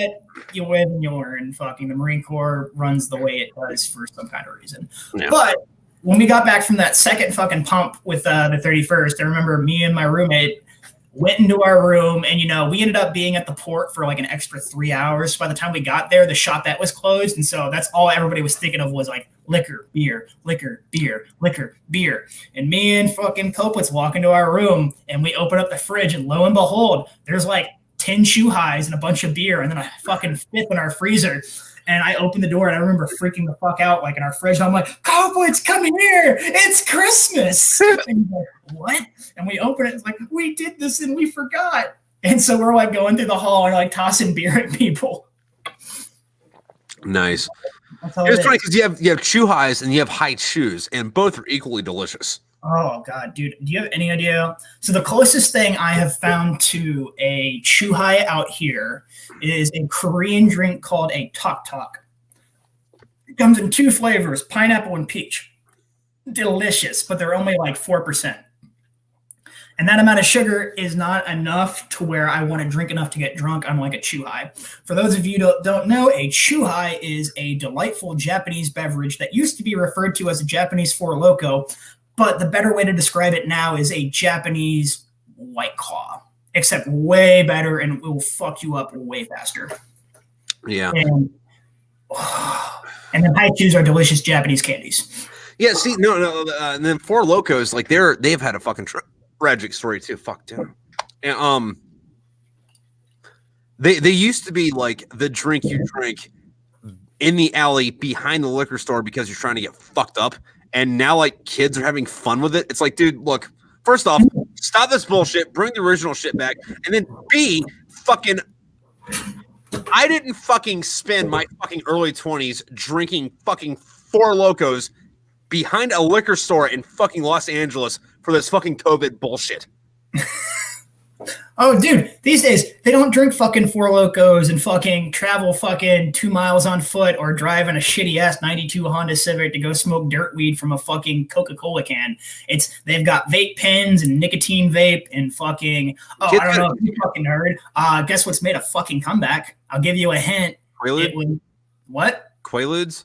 Oh, think more when you first got in. Salvia. Spice. Oh, really? Spice has made a different kind of comeback. Why? Like, weed's legal. Oh, story time. Oh, but it's not for the military. I have heard about something that they are smoking from their little vape pens that none of them know is fucking Spice, but it's been rebranded a new name called Blossom. So basically, they're smoking Gen Z Spice. That sounds pretty vegan to me, man. Fucking whatever. Oh, also, Mad Dog 2020 has a Mad Dog 2020 for the year 2020. I drank Mad Dog one time, and I was actually in 29 Palms when I drank it because I got it, and I was like, I don't want rum. I've been drinking way too much, and I want something winey, and I don't want to drink barefoot. And so I was like, this blue Mad Dog looks delicious, and I brought it to my room, take like 3 drinks out of it, and I was like, I'm going to keep this in my closet. Until one night when one of my buddies was really fiending for alcohol, and I poured a bottle of blue Mad Dog, and I'm like, have at it, my friend. So fucking, it was right after I got back from my second deployment. Do you remember Call of Duty World at War? Mm-hmm. Okay, do you remember the gameplay for it where it's like you start off in like, I don't know, fucking like on Macon Island or some shit, and then like at the end of the game you're like taking down the Reichstag? Yeah. So me and my buddy Hunt, he's my roommate, and we were on deployment together. We get Mad Dog, and then we get fucking Cisco. I know Cisco. Cisco's that weird ass fucking like weird bottle, right? Yeah, it's also like, or it was like $2 for a fifth. So, I'd already beaten the fucking game, because I beat it on the fucking like 96 post deployment or whatever. And my buddy Hunt's like, hey, dude, let's play this fucking game. Let's like play some like weird rules with it. So like, because like in those games you're playing co-op, I don't know what it's like now, but you used to be able to, like, if say you got killed, I can come over and like resuscitate you real quick, right? So what we were playing is we played it on like the hardest difficulty. And if you got shot and I revived you, you had to take a shot. And if I got shot and you revived me, I had to take a shot. And if we both died, we had to restart the game. So I remember like turning. I remember. I don't even remember drinking. I remember agreeing to that, and then fucking blackout for fucking whatever. And then like I come to, and we're on the last level of the fucking game. Like there's fucking Nazis everywhere, and I start freaking the fuck out because I'm like, dude, what the fuck, man? Like what the fuck is going on? I was like, dude, what the fuck? He was like, I don't remember the last like, oh god, like this game. And he's like, dude, you've been kicking ass. I'm like, I don't know what the fuck is going on right now. And then like I went outside and projectile vomited. The other thing too, though, this was a couple weeks before that was so our barracks were like the outside barracks. So you had like catwalks. Like you open your barracks room door, you're outside. Like you're not fucking. Never dealt with the catwalk barracks until. Dude, they're fucking nice. Until I got to fucking where I am now. Yeah, like the inside rooms are usually shitty because they stopped building those in the fucking 80s. But I mean, like it's nice to just be able to walk outside. But I remember it was like a Saturday afternoon. The door was open, the windows were open, the blinds were open. I'm 3 sheets to the fucking wind, and I'm playing Dead Space, right? This is right after it came out. And I'm having a fucking terrible fucking time with it. And I'm so drunk that I didn't realize I could just stop playing the game. But I am crying, bawling my eyes. I'm just like, just make it stop. I don't want to make it.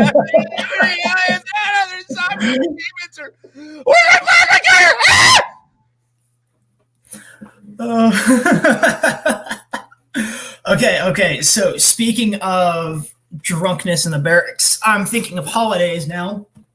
This was the Okinawa barracks after I got back from the Mew. So I was originally with 312, went to the 31st, and after you deuced out and after I freaking left the Mew a few months later, by the way, all I got was I didn't even get a handshake.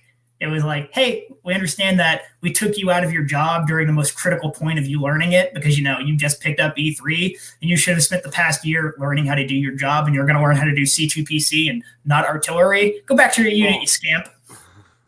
Yeah, get back to your unit, you scamp. And it's just like, but I was doing my job that wasn't even like my actual job for a year. I can't even get an LOA to maybe like look kind of good. No, fuck you. You're not a fucking E5 or an E6. You don't get anything. And I'm like, okay. And I get back to my unit. Obviously, Christmas is coming around a few months later. And it was like one of the first times that like it really hit me that like, oh man, I haven't been home for Christmas in 3 Christmases. That's kind of weird. And obviously most people don't take leave because a plane ticket home is like, what was it, like $1,000, $1,200 back then? Yeah. From OP. And so we're doing our thing, and it's just like Christmas Eve is lit. That's the only way to describe it. Is there's so much goddamn liquor going through this barracks, and a barracks where there's no liquor allowed. And we're just all getting very, very, very drunk. And at first it's just like me and Troy, Worley, and like 2 other people, but it ends up being like 16 people in one barracks room, along with the parties going on all around outside. And we're playing drinking games from Christmas movies. And if you want a drinking game that will destroy you, play the Christmas Vacation drinking game. How's that one go? Obviously, it's like any other freaking rules to where it's like, somebody says something or you see something, you have to take a drink. There's one rule that I did not expect to fuck us up, but it's the one that killed us. In that movie, the guy that plays Leonard from How I Met Your Mother is actually like the son, Russ. Anytime somebody says Russ, you take a drink. Near the last half of the movie, they say Russ like 30 times. And so by the time that's going on, we are super, super, super drunk. And there's just like 16 people in a barracks room just obliterated. And this is Christmas Eve when everybody's just like, yeah, we don't have a family. We're all a family. Cue the fucking families. As in, I don't know what genius, and I really do appreciate the hell out of the sentiment. A bunch of because Camp Hansen didn't have base housing. There was no families there. Yeah. They made it to where a bunch of families came out and went to each barracks and Christmas caroled. So it's wives, kids, higher ups, and they're just outside of our barracks just singing Christmas carols to us as we're looking at them. And at this point, we're just like, we're all brothers. This is Christmas. We're Marines. And then we hear fucking Christmas caroling as we're outside fucking smoking cigarettes. And it's just like, fuck you, get the fuck out of our area. We don't want you here. You're reminding us of home. And we go back in, they fucking leave, and the next day happens. Christmas Eve was awesome. Christmas Day, I'm not going to lie, I was a little sad. I was like, oh man, everybody's super depressed right now. And then something beautiful happened. A bunch of Marines, I want to say it was like 3 or 4, they went to, I heard your meow, Bubba. They went to each door and like knocked on it wearing Christmas hats and silkies. And they freaking just gave beer and liquor to the guys at the door. And they went to each door and did it. Hey, big guy. Heroes. Visit. That's my big cat. He's awesome. But yeah, freaking heroes. Amazing, good dudes. I miss that sometimes. I miss the barracks parties. Yeah. My way of saying that is I miss the clowns, but I don't miss the circus. Valid. It's a good way to put it. Yeah. Do you remember the night where I was handcuffed to the tequila? Yeah. Was that on purpose, or was that like me or Stockton going, "Hey, you're be funny"? Hey, Jude. So the only reason that we had handcuffs to begin with is during my actual second MU deployment. At the end of the first one of our staff sergeants, who I'm not going to say the name just because for privacy, it's not that he's an asshole. Bill. But His name was Bill. Glasses, Bill short. Yeah. Glasses, Bob. short. You know who I'm talking about. Yeah, Bob. Senator Bob. Yeah. So me and him I'm about to be carrying like fucking hard drives. He's just like, hey, Jude, you want to see something cool? Because this thing's like a double locked fucking Pelican case. It's got fucking secret information. He just kind of looks at me and just goes with his hands, and fucking both locks pop open. He picked them both in like a minute.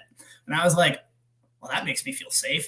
He's just like, want me to show you how to do it? I'm like, yes, show me how to do this. And teach me something. He teaches me how to freaking pick locks. And so that deployment, or my second deployment, I learned how to pick locks. And on ship, you have to lock all your crap up, but everybody locks their crap. Like they'll lock their keys inside at least once. And I brought that shit knowing how to open up locks by that point, because almost everybody either has a master lock or a fortress lock, which both are stupid easy to open up. Like you don't even have to actually know what you're doing with the lockpick kit. And I came on the deployment like with a lockpick kit and a pair of handcuffs because I was trying to learn how to get myself out of a pair of handcuffs. So that's why we had the handcuffs. Yeah. And fast forward, a year later, I'm in 29 Palms, and occasionally people get super drunk. And we mean super, super drunk to the point where it's like, if these guys get out of this room and into the world, they might do some crazy shit and get arrested. And we don't need that on us right now. We want to protect this guy's career because, the lowest level and, homies help homies. So we had the handcuffs with us in Tripp's room in case somebody got out of hand, and we just handcuffed them to something so they can't escape. Because that's what fucking friends do. But you're in a room full of degenerate drunks who also know that there's a pair of handcuffs in there. And so this particular night, I got handcuffed to myself. And I'm like, oh, this is funny. Taking Snapchats with it. And I'm like, you guys going to give me the keys? And they're like, nope.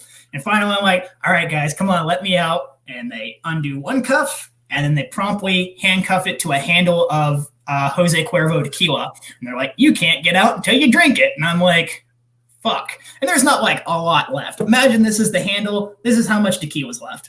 And so I'm just trying to like drink it and like die. And I'm already like 3 sheets to the wind. And by this point, Tripp has also gone up because this is where I wore flannels all the time. And Tripp went up and ripped all the buttons off my shirt. So I'm just running around handcuffed to a handle of tequila, buttons ripped off, looking like an asshole, fucking smoking cigarettes. And I go outside and I'm like, you know what? I'm going to be free. And I just go against a barracks wall. And then I do it another time and it shatters. Except and so all there is just the handle part that didn't break because it's the thickest part of the bottle and shattered glass. And I'm like, huh. So I go find the guys and I'm like, hey guys, this is a thing now. And they're like, oh, neat. Well, they took away the handcuff keys and they're at the duty desk. And I'm like, what? They're like, yeah, they took away the handcuff keys and they're at the duty desk. And I'm like, what the hell? And I get up to like the 4th floor and I ran into Smith of all people. And Smith is with a group of strangers. And at first he doesn't recognize me. He's like, Jude, what the fuck? And I'm like, what's up? And there's all these photos of me going around like, so with a cigarette in my mouth, fucking like, taking a drag and the tequila bottle's down, my shirt's open. And we went to the duty desk, and they had handcuff keys and got them out of me, but they took away the handcuffs too. And so the next freaking day, we go up, and we're hungover, heading to Andrea's Diner. Head over to the duty desk. I'm like, hey, did anybody leave some handcuff keys? And they're like, or sorry, not handcuff keys. Anybody leave a pair of handcuffs over here? And the oncoming duties are like, we've been wondering what the fuck is up with that. What happened? And we're like, can I have my handcuffs back? We got to go to the diner. I'm hungover. Good times. Jinx, she owe me a Coke. Yeah. Fuckers. All right, I've been telling stories. You tell me. No, that reminds me for whatever reason. I don't know why, but it reminds me of when that one night that Stockton was like super fucked up. And yeah, which time, right? But he gets you in this fucking headlock. And oh, you know what? I tell that one really good. You do tell that one really good. Think of another story, and then let me tell I call it my promotion to sergeant story. Okay, so how about this? This is right after we both got to 29 Palms, and Comic-Con is going on down in Palm Springs. So we decide we're going to go to Comic-Con, but we also decide, hey, listen, Palm Springs is a little bit away. Like not anything you wouldn't do on a weeknight, but like you dread it. But like if you're going down for the weekend, you're going down for the weekend. If you're going to be partying down there, it's like, hey, dude, let's go to Comic-Con. Let's go get fucked up in some bars. And let's like stay in a hotel down there. So we get a hotel. Sure, Vagabond Inn, the cheapest hotel in 29 Palm or in Palm Springs. We're fucking vagabonds. But anyway, fucking check into the hotel. Go to Comic-Con. Fucking don't even go back to the hotel. Fucking go to these fucking bars. Get stupid. Fucked up. Wait. You forgot. We had a drinking game because this is when Suicide Squad had come out. We had a drinking game at the bar where anytime we saw a Harley Quinn cosplay, we would drink. No. We had a game where it was like anytime we saw a Harley Quinn cosplay that we liked, we had to take a drink. But every time we saw one that we didn't like, we had to take a shot. There we go. Anyway, there's also a lot of like very, for lack of better terms, unattractive women in Palm Springs. So we're fucked up. So we get back to the hotel. This is also mine and Tripp's first outing to where it's like, this is going to be the hit or miss moment of whether or not we're going to be like good friends or not. Yeah. Are we going to be friends, or am I going to see you like every other month? Yeah. So anyway, we're fucked up. We get back to the hotel, and I don't know what Jude just like fucks off into the fucking room. I'm like, yeah, I want to smoke a cigarette before I go to bed. I'm like halfway through this cigarette, and I'm like, I'm gonna have to puke in like 20 minutes, or I'm gonna puke when I lie down, or I might puke in an hour. I don't know. I'm going to puke though. I don't know what's gonna happen. I just know that it is. So I'm gonna stand here, enjoy this cigarette, and then what I'm gonna do is I'm gonna go inside and I'm gonna sleep in the shower, because if I'm drunk and I sleep in the shower's on and I puke, everything's already there. It gets cleaned up, and I wake up and like I'm already clean, and I don't have to worry about sleeping in my own puke. You know, fucking prior proper planning prevents piss poor performance. So I get done with my cigarette. I don't pay any attention to what's going on in the room. I go straight to the bathroom, and I go to turn on the shower, and then Jude's laying there. I'm like, Jude, the fuck are you doing? And he goes, I'm sleeping in the shower, so if I puke, then it's not all over me, and I'm clean when I wake up. And I'm like, okay, well, that's what I was going to do. Good planning, but get the fuck out of the shower. And he's like, dude, fuck you, man. I'm like, no, fuck you. I'm trying to fucking sleep there, so when I fucking yak here in a fucking minute, it's all over the fucking place. And he goes, fuck you. And I'm like, oh, fuck me? Okay. So I stick my finger down my throat, and I puke in my hand. And then I throw it at him. Like, straight up fucking Hadoken vomit at him. And he's like, starts screaming, what the fuck? And I'm like, God. And then I have to give it to Jude. He slept in the shower, and I did not. Man, his fucking post. To walk my post from flank to flank and take no shit from any rank, Sergeant Rooney. Oh man, and that's how I knew that me and Tripp were going to be good friends. Yeah. Listen, if fucking somebody can puke in their hand and throw it at you. Yeah, it's one thing to throw up on somebody with malicious intent, but if you jam your middle finger down your own throat and then fucking hurl it at somebody, that's dedication right there, and I respect the hell out of it. Yeah. All right, hey, tell the Boris story. I'm gonna piss, but I can hear you. But okay. So this was a different time in my life. This was a different branch, all that other jazz.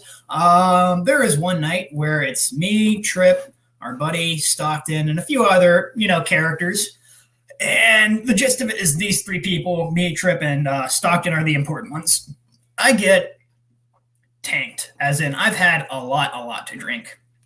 And honestly, I couldn't tell you what happened most of that entire night until I kind of black in a little bit. And I am in Tripp's bathroom wearing nothing but a pair of red, white, and blue silkies, no shirt, and no shoes. The no shoes is the important part because, most of the time, if you don't have a shirt on in a barracks, it's whatever. But if you have your shoes on, you're not leaving the fucking room, buddy. And I'm extremely intoxicated, and I black in, and I just see Stockton covering the bathroom entrance with his arm to make me not get out. And I see Tripp on the other side of the room. This also wasn't the story I was going to tell, but all right. Oh, just pissed. And he's fucking pissed. And basically, half the shit that came out of my mouth was gibberish, and the other half was I know you on an intimate level, and I'm going to say some venomous shit that makes you want to fucking punch me. And Tripp wanted to deck the fuck out of me. I just wanted to go outside and have a cigarette, but there's people in the way. So finally, I try and focus my chi and avatar my way through. I'm doing some Rock Lee, Bruce Lee fucking shit and trying to my way through the door. And Stockton promptly grabs me, puts me in a headlock, and looks at Tripp. And Tripp and Stockton make eye contact and go, "Jude, you overstayed your welcome. It's time to go to bed." And this is where I'm blacking back in, and I'm just being choked out. And you know what? If you've ever been choked out, you know it's not fun. And most of the training I've had with being choked out was McNapta means, okay, you're free to go. But when you're being an asshole and somebody's choking you out, that doesn't stop anything. And so it's going, and I'm sobering up enough to be no, I'll be good. Please don't. And they're nope, Jude, you're going to sleep. And I don't know why I decided to black back into being pit to sleep. I will tell you now, it is, I will not say it's on par with being tased, but it's definitely the same level of fucking, oh my God, I'm going to fucking die. And so I'm being fucking choked out, and they put me to sleep. And Stockton, the sweetheart that he is trying to place me gingerly on the floor, softly, he's slowly squatting down, and I'm 180 pounds. So, I know this is a lot of work for the guy, and my face is slick with drunk guy sweat. He's picked me down, and so my face is sticking to his arm, and it fucking unsticks, and I fall 2 feet onto the bathroom tile. And apparently, you can tell this part because I was apparently we were both oh fuck, is he still alive? Did we just fucking kill this guy? Holy shit, god damn it, we killed Jude. And they said and then you went okay, all right, he's not dead, and then closed the door and fucking left you there. And so I wake up the next morning. At some point, I had dragged my way to my chair in Tripp's room, which was my chair. I slept there, I sat there, it was my chair. And I'm going up, and I'm going to go take a piss. And you know what? It's something straight out of a fucking 80s movie where you walk by the mirror and the audience sees what's wrong with your face, but the main character doesn't. Take a piss, and then I turn around to the mirror and I'm what the fuck? And the entire side of my face is just swollen. And I'm I walk into the room and I'm what the fuck happened? And they're let us tell you the tale. And so the bruise just throughout the day is getting worse. And this is a Friday that it happened. Saturday, it's just getting worse. Sunday, it's yellow and purple. And then I have Monday work. Oh, dude, and you look like Two-Face, by the way. Oh, yeah. And so I roll into work that Monday, and I'm expecting, F anything, haha, you're a dumbass, Jude. But I guess, I kind of misconstrued the term of, hey, we're old school. But I forgot that it wasn't old school anymore to where, a fist fight was oh, you scamp. It was are you a fucking moron? And I'm oh no, I'm being yelled at by my staff sergeant that I thought this would be a funny story. And so he's fucking screaming at me, and my mass sergeant comes in and is just what the fuck, Jude? I bet you were fucking drunk when this happens because you're a fucking alcoholic. Do we need to go get you help? And I'm oh no, I'm being yelled at. what do I do right now? And so I'm just like, fuck. This does not turn out the way I wanted it to. This was supposed to be a funny thing. Now I'm in trouble. And then they fucking peek their head out the office and go, Jude, by the fucking way, your promotion board is fucking Friday for sergeant. And so I had to show up to my fucking promotion board with a black eye. And now what happens with that is I'm in Chucks, short sleeve, and I'm looking like, whatever. I go through waiting in line to go into this board. And this is like 2016 when they started implementing the board for NCO? Yeah. So basically you had to go in front of your chain of command, a few staff NCOs, your COs in the middle, answer a few fucking questions about your job, about the Marine Corps, about who you are as a fucking person, yada, yada, yada. So I go in there and I'm like answering questions, this, that, the other. They know shit, pull out an NCO saber and go, what's this part of the sword called? And I'm a fucking anime nerd. And I'm like, that's called the pommel because, well, I'm a fucking nerd. And finally, my first sergeant's just like, Jude, what happened to your eye? I'm at detention. And I go, got in a fight, first sergeant. Did you win? No, first sergeant. That's all. About faced my way out of the fucking room. And my staff sergeant at the time didn't know enough about me to be able to like stand up for me. And they're like, well, fucking, who knows Jude? And they're like, oh, the sergeant up there fucking knows him because they were in Okinawa together. And I would not have picked up E5 if it was not for this unnamed sergeant. But they went up to the office that he was working in, pulled him down, and brought him into like my promotion board after I walked out. And they're like, what can you tell us about Corporal Jude? Do you think he deserves to be a sergeant? I don't know exactly what the hell this man said, but he made me look like a golden child. And it was only because of him that they gave me the okay to pick up sergeant. And 2 months later, your ass fucking pinned me. Nice. No, the one I was going to tell, though, was about Boris. So there's this guy named Boris. I don't know where the fuck he was from. I don't know what his real name was. We called him Boris. No. We didn't call him Boris. We called him Igor. We called him Igor. Yeah. Igor. So Igor was from somewhere in East Europe. I've never seen a guy in uniform. I knew he was a sergeant, but he'd been in as long as you. Yeah, he'd been in for like fucking 10 years, and he just like stumbled out of the barracks with like a 40 in each hand. And like once both of them were empty, like the further he got drunk, the less English he fucking remembered. And it started off with like dropping articles. So like he wouldn't say a or the anymore. He'd be like, oh yes, beer is good. Yeah, we are in Bark.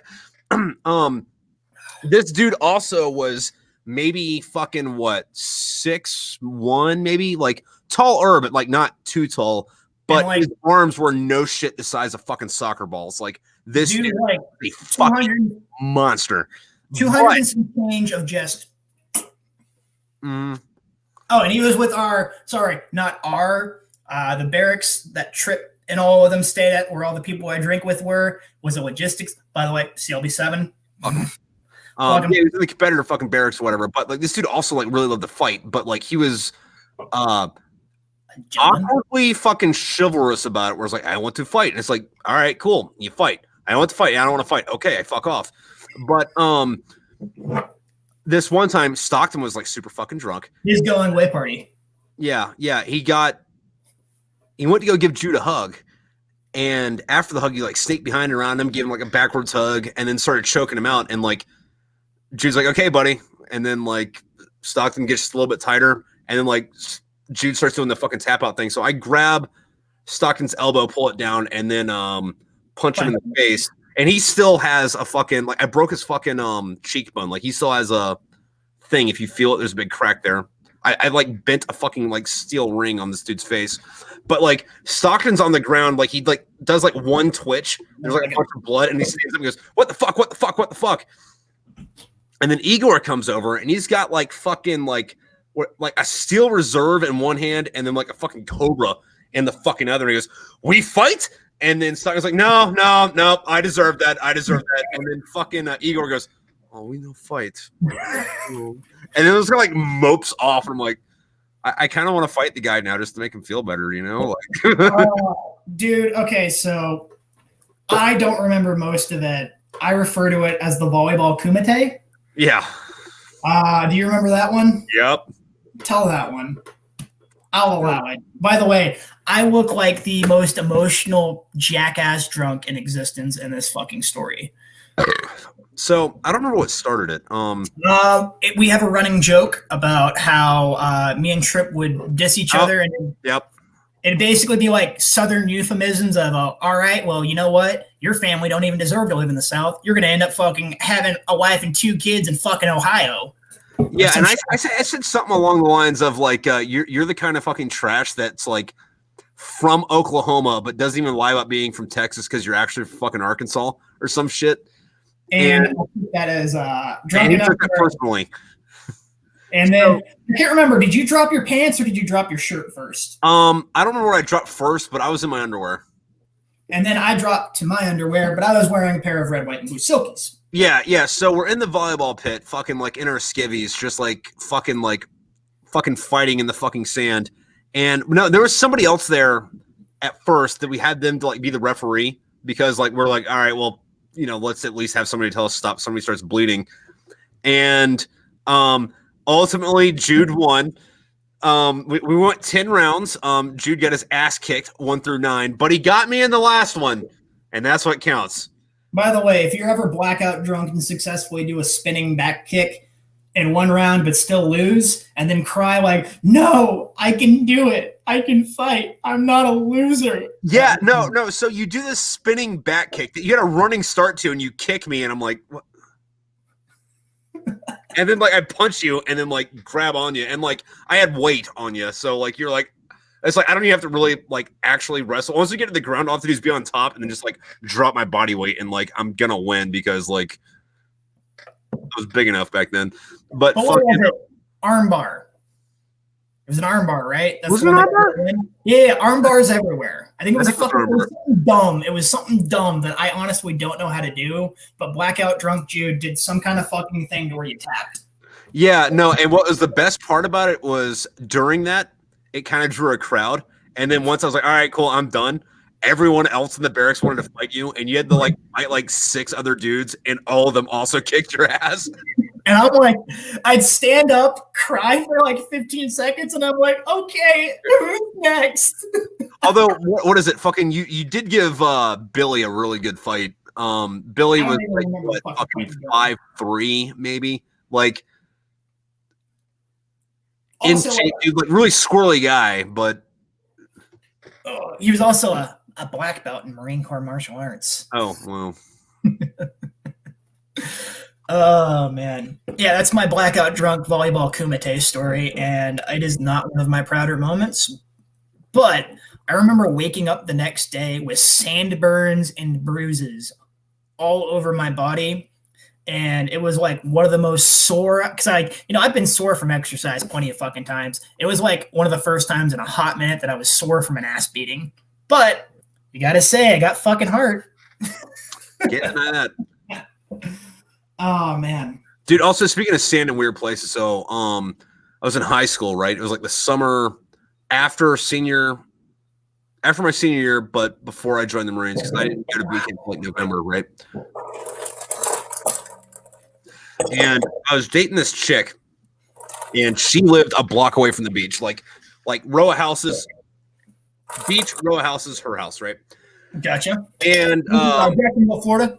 What? No, this is in Virginia Beach. So like there was like that neighborhood. She lives like in the prissy rich neighborhood, and then like there was nothing for like 2 miles, and then there was like a Dam Neck Navy base, and then the rest of the beach was like 5 miles away from where we were at. So like you essentially had a private fucking beach. So we'd fucking go fuck on the beach a lot. And I remember fucking one time, get up to the fucking beach, we're fucking going at it, and like I'm playing the fucking in and out fucking reciprocator fucking saw game, and the towel underneath her fucking kept moving up, and one time I pull out, fucking get a cock full of fucking sand, because sand sticks to everything when it's wet, shove right back in all the way at full fucking force. I think it was the last time we had sex. Oh, that's beautiful. Yeah. Oh, man. Shit. I'm trying to remember something. I'm trying to think of a high school story that's appropriate but still funny. Oh, the ACT. All right. You know, did I ever tell you my ACT story? I don't think so. You know what the SAT is? Yeah. Okay, so there's something called the ACT. Yeah, I mean, I know what it is. I just don't know what you did with it. Oh, okay. So this is how I became infamous at my high school, my senior year. So, by the time I hit senior year, most of my friends are like, we don't want to drink anymore. We're kind of done with that life. And I'm like, all right, cool. Well, I still want to go do dumb things. And I want to have you guys as my friends, but I need dumb drinking friends that are in high school. And so my buddies are in one of my classes are like, hey, we just got jobs at Walmart 3 weeks ago and we got our first paychecks. And so we have Walmart money, which, we're all white trashed and in trouble. So Walmart money is a big deal. $200 is a lot of fucking money back then. Yeah. So we're like, all right, well, what are you guys doing tonight? Like, we're going to get drunk before, the night before. And then we're going to go to the ACT tomorrow. And I'm like, I'm taking the ACT. And they're like, you want to drink with us? And I'm like, hell yeah. And so that night I am, one second. That night, I am, talking to my mom, like, oh, Mom, I'm going out. I'm going to go hang out with some friends. She's like, no, you have the ACT in the morning. I'm like, oh, no. We're hanging out. They're going to give me a ride in the morning. And she's like, oh, okay. Well, just be safe. And I'm like, gotcha. And these guys pick me up in a fucking beat up fucking pickup truck. And we go back to this dude's house. And as we're rolling up, it's like, all right, are we drinking in your house? He's like, nope, we're drinking in the storm cellar. And opens up this storm cellar. It's lit with like one bare bulb. And we get down there and there's enough room for like a beer bong table. And I look to the fucking right and just stacked 3 high and 4 back is just cases of malt liquor. That's what they bought with their Walmart money, was a bunch of fucking malt liquor. Nice. And I've never drinking malt liquor before. And I don't like malt liquor because I was like, I figure I'm not going to like this because I don't like beer. And I try it and lo and behold, I fucking hate it. But one of those dudes' girlfriends was like, it's okay, we got this, and shows me a handle of Taka vodka. I don't know what your high school cheap liquor was, but Taka vodka was rubbing alcohol in a handle that cost $10. It was awful. So anyway, I'm drinking that with some Sunny D because, like I said, white trash and in trouble. And we're doing the thing. And I'm playing beer pong for the first time, smoking a Black and Mild, and I am getting my ever-living ass handed to me to where I have 2 full malt liquor red Solo cups. And they're like, you got to drink them both. And I'm like, I'll make you a deal. The time it takes you to drink one of those cups, I'll chug that vodka bottle. Before I could even finish bottle, they're like, deal. And cell phones went up. And the last thing I can remember is this handle being hit to my face, blackout the next morning. And I'm like, oh, what's going on? I wake up and there's a bed next to me. Not on me. I'm not in the bed, but, I'm next to a bed and I'm like, what the hell happened? They're like, Jude or Kennedy, you're alive. And I'm like, yeah, what happened last night? They're like, dude, you got super, super fucked up. And I'm like, cool, I got to go to your storm cellar, man.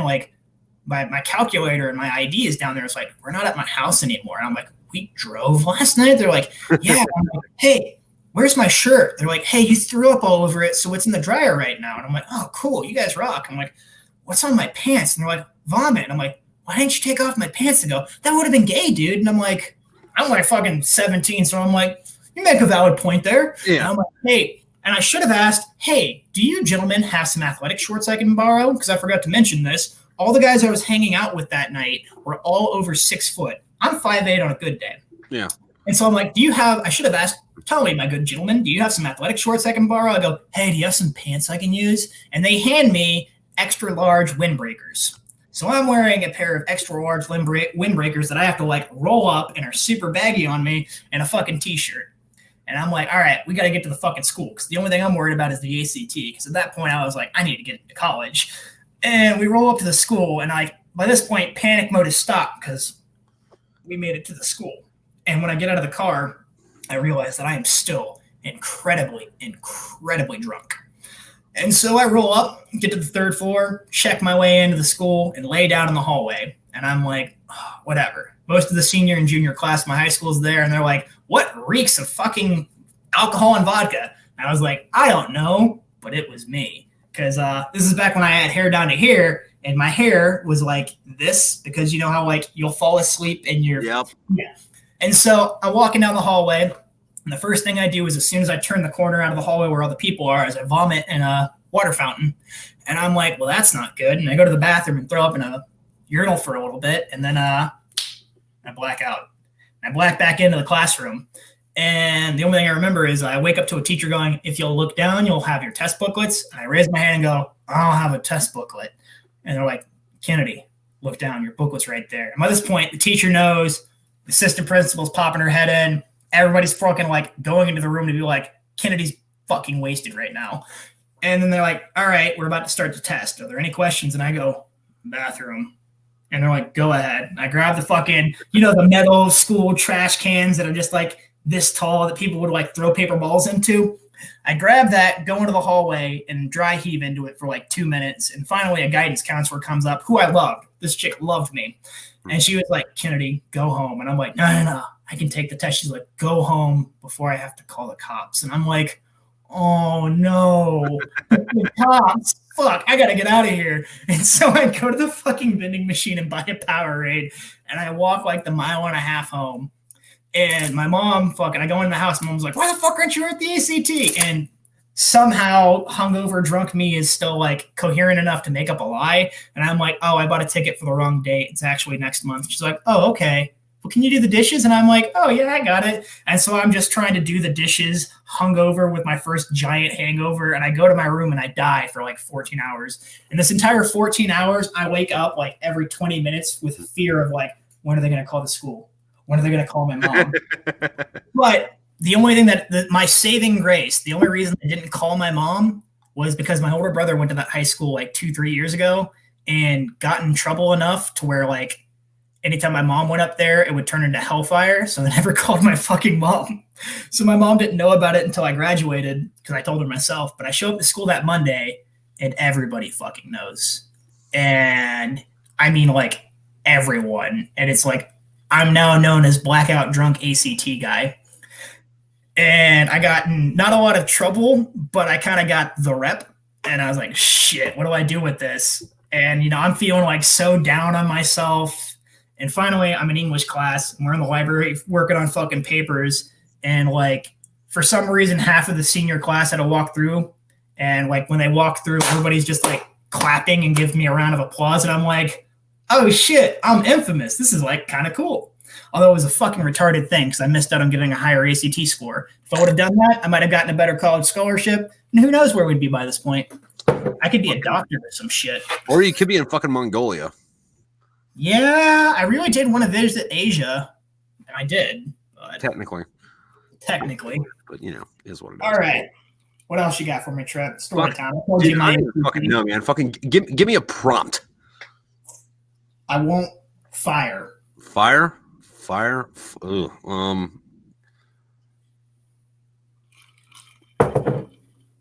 Yeah, not fire. Nice. Bridgeport. Okay, so when I was PCSing from fucking Pendleton to Quantico, right? I took a month off with all the fucking travel time and shit. And my dad lived a little bit outside of Cleveland, and I was driving in a 94 Wrangler that didn't have a top on it. Like, it just had like the that canvas bikini top fucking thing. Like, it's not a full top. Yeah, no, not even a full soft top. Just like it just goes over the seats, like not even the fucking full back. And this was between Christmas and New Year's because, like, I think I checked in like January 2nd or 3rd, like whatever the fucking like first work day was after the New Year's fucking thing, right? And I'm driving to my dad's house from Florida. It's fucking, I don't know, 20 degrees outside. Plus I'm driving in that without like being enclosed. So like, or I'm at, it's like negative fucking 15, right? So I start getting a little bit chilly. It's fucking cold. I'm freezing my fucking dick off. And I'm driving and I'm like, oh shit, I should probably get a hotel and warm up because like fuck this. It's like 2 o'clock in the morning. I'm cold. This is bullshit. And then I like look at the GPS. I'm like, well, I'm gonna be at my dad's house in like an hour and a half. I can't really justify getting a hotel for that. I'm already so close. So there wasn't anywhere to like go warm up. So what I did was I drove into the fucking McDonald's fucking drive-through, right? And I ordered $40 worth of fucking cheeseburgers. And I just started shoving them in my fucking food, hoping that they would fucking warm me up. Did it work? No, it fucking didn't. I get back to my dad's house and I crawl up in bed and I shiver there for like 3 hours until my body starts fucking producing body heat again. Cheeseburgers. Cheeseburger. You're a bright man. Cheeseburger. I may not. I thought that would work. It didn't. Whatever happened to that fucking? Whatever happened to that Jeep? I still have it. It's down in Maryland. So this was a few years later. This is while I was stationed in Quantico. Been there for a fucking minute. I go down to Florida for again. I think at fucking Christmas. And I have to give it to that fucking Jeep, though, because I have a buddy that lives a little bit outside of Annapolis. And as soon as I cross the Georgia-South Carolina border, fucking, I hear this fucking bang. And, like, all the fucking, like, needles start fucking doing this. I look in the rear view fucking mirror, and there's just, like, shit falling out from the underneath of the fucking Jeep. And it, like, pops out of gear, and I, like, try to put it in shit, and fourth gear works. That's it. And I lit this bitch from fucking Georgia to fucking Maryland in fourth gear, park it in his driveway, and I have plans to fix it, but that's been 6 years. That's beautiful. Yeah. Is that the one that's got the buffalo horns on it? Yeah, it is. You gotta move those onto your new one. I don't know. Fucking they fit on the old one. The buffalo horn story. So fucking me and Doc, right? It was my birthday in 2010, maybe, I think. Yeah, no, it would have been 2010. And so on Pendleton, there's this place called Case Springs. They use it as an impact range, and they also use it as like a mobile assault range. So it's kind of like an obstacle course, but instead of you doing it, it's people in Humvees, and like the driver gets a bunch of shit and the machine gunner up top gets their fucking shit in. But when they're not using it as a range, it's also like you can fish there and you can hunt there, and it's also a wildlife preserve, which I don't understand how a wildlife preserve and an impact range are in the same area, but but anyway, me and Doc are fucking off-roading and shit. We're out in the middle of fucking Camp Pendleton, and we find this fucking crater, and there's like half a fucking buffalo around it. And like the coyote's been picking at it, fucking the ants are all in it. And originally we get the fucking skull because the skull isn't fucking intact. And we like try to put it on the fucking back, but it fucking stank. So, you know, we like took it off, and like the actual horn part, they have a bone that's their horn, but they also have like a sheath that goes over it. So I grabbed it by those, and like the fucking skull fell out, and I saw the sheath, and I was like, well, you know what, Spirit of the Buffalo or some fucking shit. They're like hollow. So I drilled holes in them and zip tied them to the fucking front of the grill. Did you clean them out, or did the smell linger for a bit? Well, I mean, the sheath part themselves weren't fucking too bad, so I didn't fucking do anything with those. Beautiful. Yeah. We had somebody when I was still in San Antonio that their thing was like they had this fucking shitboxy, basically like a Bobby fucking truck. Yeah. But the only thing that made it, you know, a little bit unique is that he always had a fucking dinosaur hot glued to the top to be the little ornament. Okay. And it was funny. But people started fucking, at first it turned into like a weird thing to where people would come by and they would just put different various foods on it, where they jammed like a cheeseburger on top, and every day it was some weird ass food and you couldn't figure out who the fuck it was. But it became like a running joke to like, what food's going to be there? Who the fuck is doing this? And like, we thought that was funny as shit. And then the dinosaur got fucking taken. And then it was like fury, and like we're an angry mob trying to figure out who the fuck took the dinosaur. All right. Hey, it's the little things in life. Yeah. Well, on that, dude, fucking, I'm gonna have one more cigarette with you, and then I'm gonna be out. Well, we had a good shit. We've been talking for 2 fucking hours. Yeah, we did. So beautiful. I have no idea who the fuck is watching. Unless they're watching the future. Oh, speaking of that, have you seen Future Man? I have not. Is it good? Okay, so don't start watching it soon because I'm watching it on your Hulu and I don't want the fucking like algorithm to like think I'm on episode 2 when I'm trying to watch fucking shit in season 2. All right, let me know. That's why Future Man's on there. But in like a week, fucking watch that shit. It's fucking awesome, dude. Oh. I don't know what the main character is, but it's somebody that you would recognize. Yeah, he's the dude that plays that used to play fucking PETA, Chris something or other. Anyway, fucking pretty much what it is he's a janitor at like a fucking pharmaceutical fucking like headquarters building, right? Kind of loser fucking dude, you know, just like, you know, whatever. And he's got this fucking video game that he plays all the time. And his big thing on playing this video game is that no one's ever beaten this game. Like not 100% it. Nobody's ever finished the fucking campaign. Ever. The game's been out for like 10 fucking years. And it's like his life goal to fucking beat this game.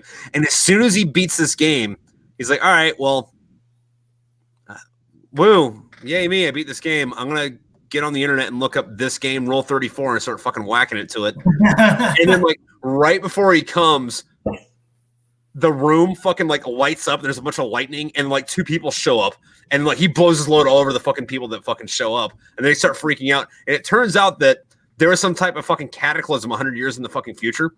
And they sent that game back in time. So whoever could figure out what the fucking problem was in the game would be the fucking leader in the fucking future. So these time travelers came back to get this guy. By the way, the actress, the blonde chick. Yeah. Anyway, fucking pretty much what it turns out is long story short or whatever, fucking what happened is somebody found a cure for fucking herpes, but that led to World War III. And there's like people like living in the fucking sewers and like, you know, fighting the fucking establishment and shit, trying to get back at the fucking, you know, evil overlords. So their mission is to come back and kill the guy that, you know, found the cure for herpes. But that dude is really cool.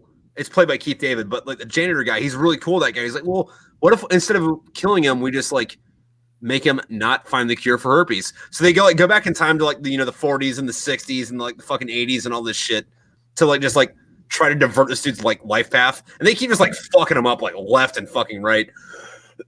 But there's this one episode where they're doing the Back to the Future thing. I'm sorry.